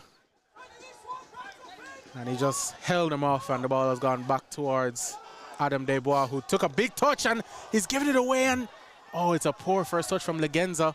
He wins the header, but Dreyer's there. Legenza could get on the end of it again. He's gone down, battling with Dreyer.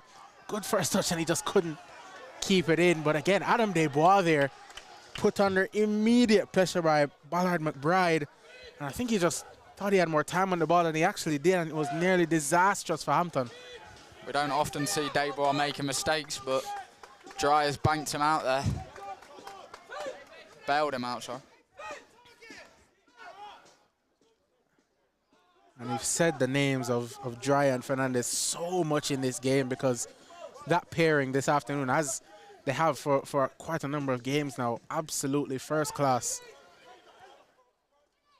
Brown with the header on. It's found Seymour. First time he's been able to get on the ball and drive, and certainly that's a free kick, and the referee does eventually oblige. Deadfield, again, he's just trying to go quickly.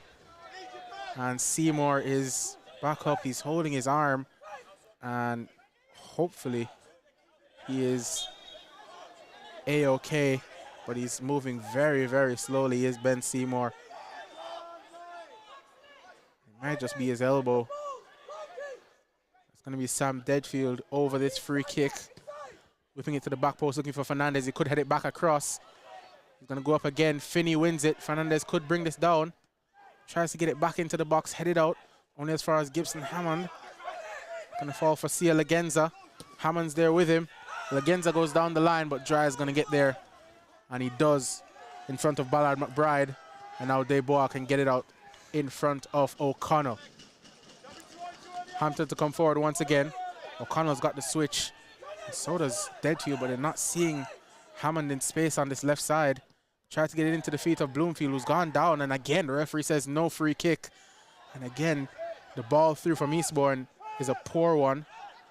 And Hampton can come away with possession. There's Fernandez looking down the line for Jake Gray. Bird heads it away and then clears it away.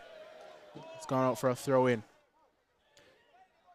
Eastbourne almost daring Hampton and Richmond to switch the ball there with Gibson Hammond in so much space, but they're not quite as eager to switch it as Eastbourne themselves are.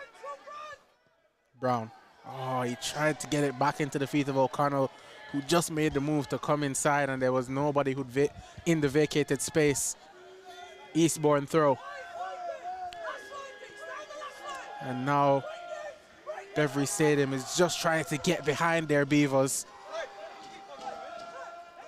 Finney.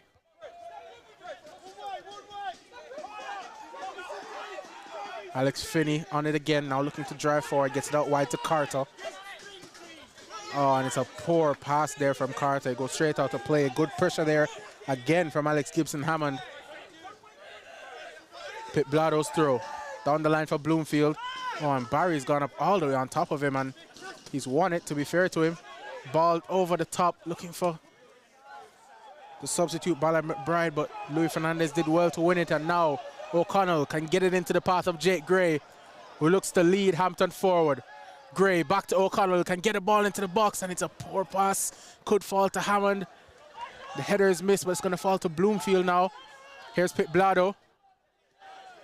Sam Deadfield. Back with Isaac Pit Blado. Into the feet of Bloomfield. Looks to hold it up. Does well to get it back to Gibson Hammond. Over the top looking for Pit Blado. And he's onside. The flag stays down. Tries to pull it back to the penalty spot for Jake Gray. But Brad Barry was in the right place at the right time there. What a well-worked move, though, from Hampton and Richmond. Great interchange. And Pit Blado found himself in behind there. If it wasn't for the fine work of Brad Barry, that would have been a big chance. And it's taken till 3/4 of the game has gone for us to see Hampton and Richmond put together one of those moves. And now Eastbourne will look to get away on the break and play it in behind. But Isaac Pit Blado, as per usual, doing his defensive work brilliantly. And now Bailey Brown can look to play Hampton forward once again. Here is Sam Deadfield. Poor first touch, but keeps hold of it. And O'Connell is challenged by Clark, and the ball goes out, and it's going to be a throw into Hampton.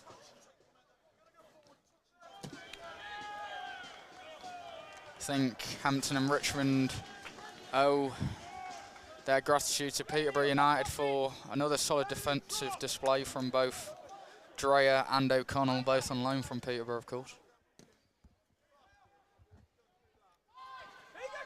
Oh, Brown couldn't get hold of it, and now it could be a counter-attack for Eastbourne. Dakari Sheriff is on it. He's got Legenza in the box. He's got Pit Blado facing him up. Legenza goes onto his right foot. Sheriff who went onto his right foot, and Bailey Brown did his defensive duties brilliantly, and it's going to be a throw-in for Eastbourne. And Pierce Bird is having a leisurely jog across the pitch to go and take this long throw-in for Eastbourne. He's got to be careful. This referee might throw him in the books for this slow walking over to the throw-in. And it's going to be another substitution here for Eastbourne shortly, but not before this Bird long throw.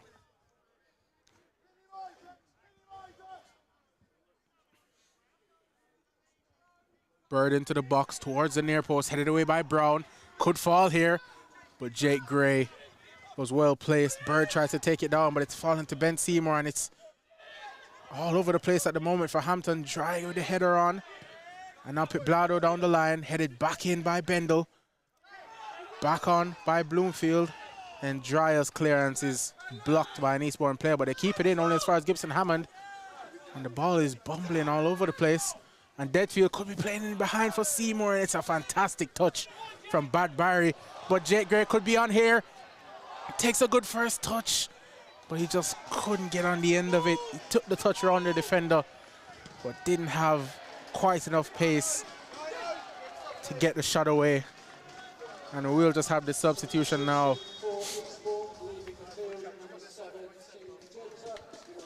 And it's Sia Legenza who will be coming off.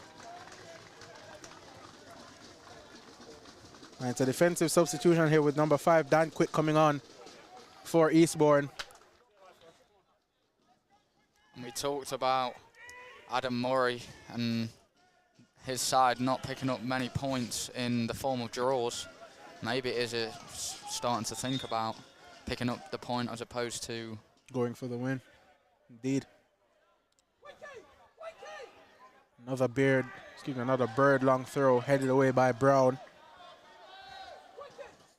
It's only going to give Bird another opportunity though, and Eastbourne are in absolutely no rush to get things going here. the referee happily penalised it earlier in the game, but is being a bit laissez-faire with their time wasting now. Indeed. Bird. Flicked on by Clark.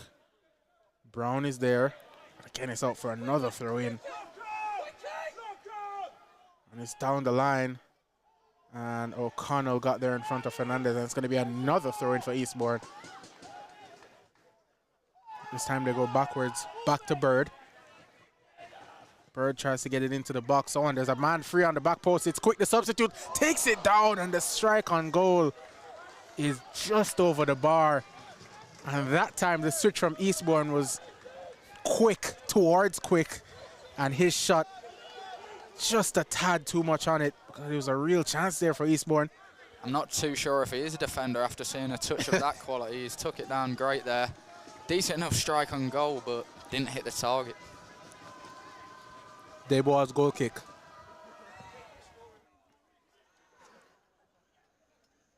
Finds O'Connell, but it's gone straight out of play. And again, it's just all a bit sloppy from Hampton at the moment. And they haven't yet even created a real chance of note in this second 45. Ball down the line. Good flicked on header. Hampton looked to win it back.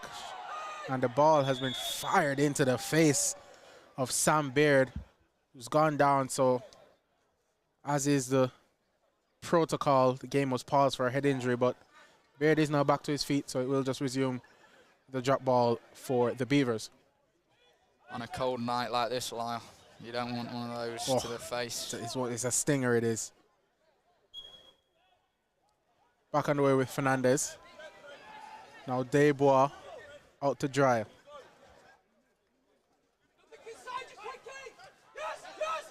Deadfield over to Blado. Oh, and it's just one of those. His touch was poor, and it meant that he sliced his pass, and it's gone out for an Eastbourne throw.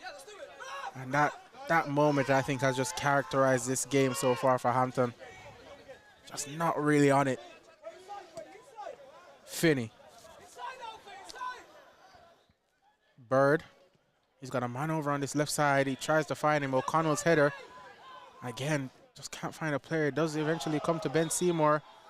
And he's won a free kick for a handball. And Deadfield tries to go down the line, but I don't think Gray doesn't have the pace to get on the end of that one. And we are going to have another substitution here for Eastbourne. It's Alfie Bendel who's going off.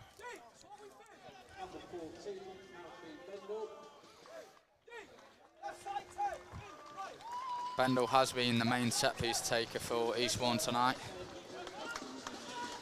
And he's going to be replaced by number 10, Jake Hutchinson. Here's the Eastbourne goal kick with Harrison Folks.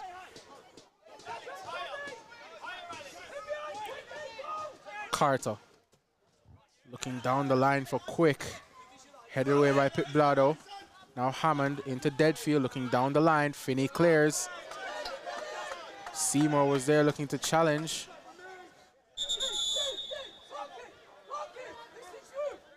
It's going to be Pip Blado to take this throw.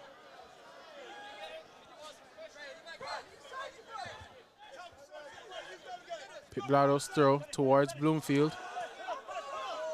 Back to Isaac Pip Blado. And now Sam Deadfield, he's forced all the way back to Dreyer. And then Brown once again to Dreyer. Down the line looking for Bloomfield, tries the flick on header. Finney had to be sure because Seymour was lurking, and it's going to be a corner kick for Hampton. The atmosphere starts to rise now as Hampton can whip one in from the corner flag with around 5 minutes left of regulation time. Jake Gray to take this corner kick. Could this be the opportunity for Hampton and Richmond? As Gray whips it in. Men at the back post. Oh, and it was Sam Dryer's header. He just couldn't direct it goalwards, as he had to stoop almost to his knees to win that header. And in the end, it fell harmlessly wide of Harrison Falk's goal. Lyle, with little time left now, can you see a winner coming? At the moment, it doesn't really look like either side will have that cutting edge, have that final pass that we've been talking about to open up the lock, as Brad Barry looks to find it going long. And again, Sam Dyer wins it. Bloomfield challenging. Seymour's there, and now Deadfield. Oh, and it's an untimely slip from Gibson Hammond. That's unfortunate for Hampton, as they maybe had a chance to go forward again. But honestly, Eduardo, at the moment, this game looks a nailed-on 0-0 draw, but we all know about that commentator's curse. Pip Blado with the throw. Down the line, looking for Brown. Bloomfield's inadvertent touch only finds Jack Clark, and now it's Alex Finney. Goes back to his goalkeeper, Harrison Folks. Put under pressure by Seymour, looks to go long. Pip Blado's there, he hasn't won it though. Falls to the feet of Hutchinson. Now Jack Clark and Eastbourne have a man over on this left side. It's Beard. O'Connell comes across. Beard looking to drive to the byline, cuts it back, and now he gets it into the feet of Clark, whose first time cross into the box is headed away. And now Sam Deadfield looks to get it clear, but it's a good challenge only as far as Bailey Brown, but the pass has much too much on it for Gibson Hammond. And Eastbourne have another chance, but it's a poor pass only as far as Louis Fernandez. He had to get there, and he did. And it's a lovely touch from Brown to get it out of pressure, get it to Hammond. Oh, it's brilliant play between Bloomfield and Hammond, who's got Seymour in the middle. Hammond tried to get across, and the referees pulled it back. And it's going to be a second yellow card for Brad Barry, who's been sent off. Was it for the foul off the ball on Mason Bloomfield? I think it was. Yeah, essentially, I think an advantage was played there by the referee. He had in the back of his mind that Barry had wiped out Bloomfield. He played on, and then he's pulled it back, and he's sent Barry packing. Yeah, and it was one of those where it's a challenge that I think the captain felt he had to make with Hampton on a dangerous breakaway. And Brad Barry is taking his sweet time to get off of the pitch here. And he's still on the pitch, so Sam Deadfield will have to do it all again. But a red card for Brad Barry, the Eastbourne captain. Is that just the catalyst for a Hampton siege on the Eastbourne goal here? Eastbourne going to be with 10 men, but only for a short amount of time, with around 3 minutes regulation remaining. Deadfield takes it short to O'Connell. Back to Deadfield. Got players on the back post. He's looking for Brown, who's in there. It's going to come all the way through for Seymour. He's got Jake Gray with him. Plays it into the path of Brown. Seymour looking for the return. He's gone down, but the flag goes up for offside against Ben Seymour. And I think he was indeed offside there, because he tried to play the 1-2 from the touchline. Didn't have the opportunity to get himself back onside, so I'm not quite sure it would have been a penalty had it been onside. He got down just a bit theatrically, but nonetheless. The Eastbourne defender will be breathing a sigh of relief, because it could have gone either way if he wasn't offside there. That indeed. Obviously no VAR in the National League South, so never know what the referee would have thought of it. Long ball. Fernandez meets it again. Bloomfield was initially looking to get on it, but Bird got there and let it go out for an Eastbourne throw. It's going to be the second game in a row then that Eastbourne have gone down to 10 men. Not good for fielding their full strength sides coming into this run-in. Indeed, and I mean, losing their captain for a game, especially when they have such important fixtures towards the end of the season, it can't be an easy thing to take for Adam Murray and his men, as Alex Finney just lets the ball go out in front of Ben Seymour. It's going to be another Eastbourne throw-in, and we'll just shortly see how much minutes of added time there will be. But the second yellow card, the injury to Gravata, we could be looking at quite a bit of added time, as you said earlier.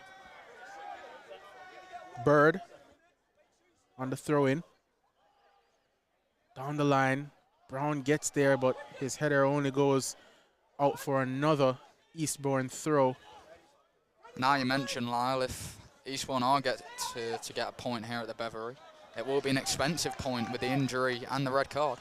That's indeed, and we are entering 5 minutes of added time here.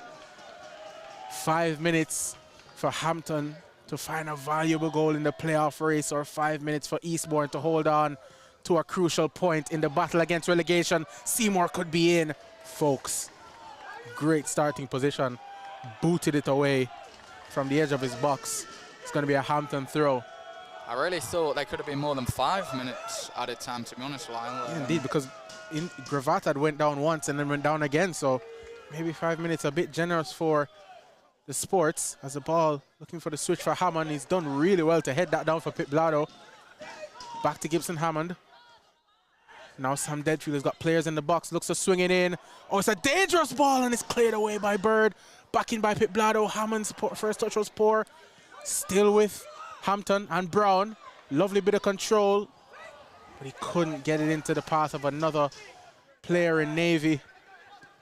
And now Eastbourne can't clear the lines, and Brown was in there against the Carry Sheriff, but Hampton come forward once again with O'Connell, who's been barged off of it, and it's really, really good defending there from the substitute Ballard McBride. Clearly the added time thinking of the Premier League hasn't quite trickled down to this level. They'd be adding 10 minutes, 9 minutes maybe. And Bird again is in no rush at all to take this throw in. Looks to go down the line. Brown is there. Instead it's O'Connell who wins it. And it's going to be a free kick for Eastbourne. And I'm not quite sure what for. It may have been just a shirt pull from O'Connell that time, but with around about 3 minutes of added time to play, it's an opportunity for Eastbourne perhaps to get players forward. You could see their mentality for this closing stages with this set play, and it does look like they're going to send some players forward here and try and lump a ball towards the box. And it's looking for Quick. Pip Blado's there. And Brown's clearance is only as far as Carter. Gray takes it down under pressure from Baird. And Gray does well to try and get it forward, but the Carrier Sheriff has opportunity to clear it as far as Louis Fernandez, who had to be sure there, and he was. Now Deadfield challenging. Gibson Hammond is going to get there, gets it back to Sam Deadfield. Poor touch, but Brown is there. Lovely touch there from Mason Bloomfield, and a challenge. And it's going to be a yellow card here for Dan Quick, the substitute, for a late tackle, and it's an opportunity for Hampton to get a ball into the box. I thought there could have been an advantage played there, but in the end, Hampton and Richmond might be happy for Sam Deadfield to whip one into the box. He's got Gibson Hammond out wide for the short option, and he does use him. Gibson Hammond shifts the ball onto his right foot. He could shape to shoot here. Instead goes short to Jake Gray, who's been closed down well. Back to Gibson Hammond. His shot is blocked, and now Jack Clark can look to get things going. But it's good positioning there from Isaac Piblado to get it back to Desbois. And again, Hampton looking for this elusive winner. Piblado's long ball forward is blocked by Clark. And again, Clark is on it, and again he punts it forward. But this one should only be for Sam Dreyer, and it is. There's Brown. Looks to spin away, does well to keep hold of it. Looking for Ben Seymour.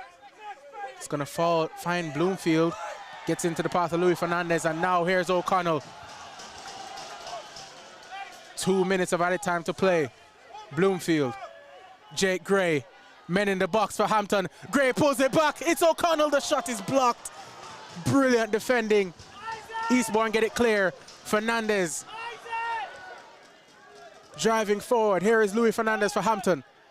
Oh, plays the ball in behind, looking for Jake Gray. He's been pushed down there, and the referee says nothing. No foul for Hampton. It's going to be a goal kick for Eastbourne, and is that just going to be the last chance, maybe going begging for the Beavers as a player is down for Eastbourne, and it is. Pierce Bird. From this angle, it definitely looked like a foul, but both the linesman and referee agreed no foul, so they have a better view of it.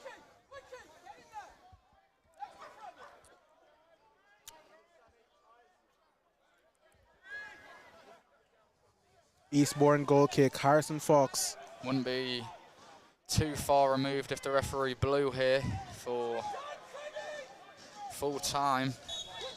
And he maybe, just maybe, will have this goal kick be the last action of the game. Fox goes long. Is there one more chance in this game? Brown looking to get it forward. Ball played out. Still no sign of the referee's full-time whistle here. Ball down the line for Bloomfield.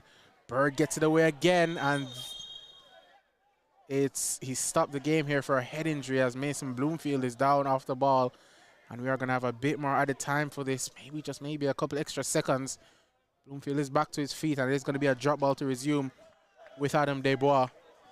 Well, as we're drawing to a close here, do you have any man of the match selections on your mind? I know we've not had goals, but... Yeah, I mean, we will have the vote on the Twitter, but for me, I mean, Louis Fernandez has been exemplary today, as has this man, Sam Dry, who looks to get things forward. Gibson Hammond, who's been fouled there, and there is one more chance for Hampton, and Gibson Hammond takes it quickly. Pip Blado's in here, could get it across. Bloomfield! Mason Bloomfield scores for Hampton in the last minute of the game with the last kick of the game. Can you believe it? The Beavers have won it.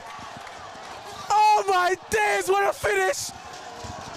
Talk about the ingenuity from Alex Gibson Hammond to take the quick free kick, played it into the path of Piblado, who pulled it across, and the substitute, Mason Bloomfield, comes to the rescue at the death, Eduardo. In the 50th minute of the second half, he's sending Eastbourne 50 miles home with no points. All 3 points delivered surely now to the playoff contenders Hampton and Richmond. Oh, how big of a goal could that be from Mason Bloomfield? And the 10 men of Eastbourne, how painful must that be for them? They've defended so well. We've kicked off once more. Folks looks to get it forward. Hampton have to defend this here. It's flicked on, it's cleared by Dreyer, and that is full time. What a massive win for Hampton and Richmond. Eastbourne players on their hands and knees, and that is so cruel for Eastbourne. Football is really and truly such a cruel sport, Eduardo. But for Hampton and Richmond, that is an incredible win at the death. We did say Eastbourne have struggled to draw games, and they've thrown a point away in the final minutes, final seconds of the game. It's a crucial, remarkable win from Hampton and Richmond, who fought to the last kick.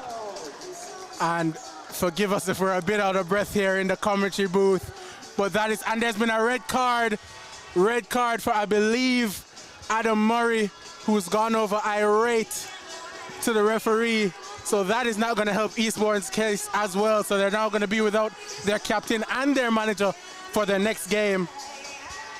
And that is going to be really, really tough for them to deal with as well.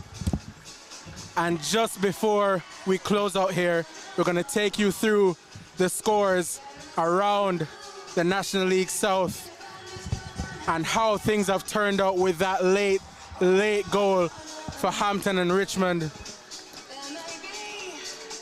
And Eduardo, talk me through that last goal from your perspective as we bring up these scores. It was Trent Alexander-Arnold Barcelona type thinking from the substitute Gibson Hammond. He finds Pip Lardo, who's bursting down the left-hand side, and Pip Lardo's pass is right on the money to that man, Mason Bloomfield, who makes no mistake, taps it in to break Eastbourne hearts at the death here.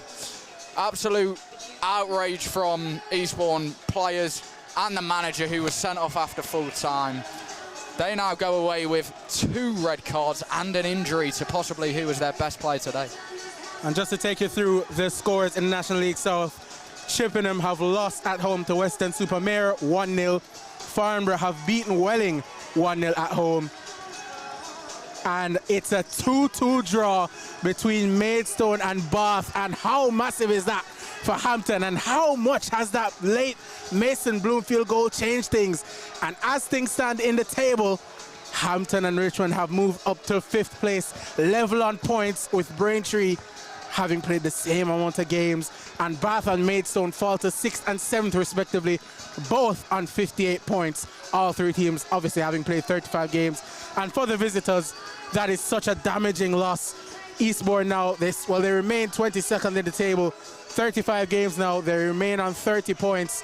And Hampton and Waterlooville, what a result that is for them here tonight, as they remain 2 points behind Eastbourne, having played a game more. But that is going to be that. Thank you so much for joining us. And at the end of the night, it is Hampton and Richmond 1, Eastbourne 0 as your final score.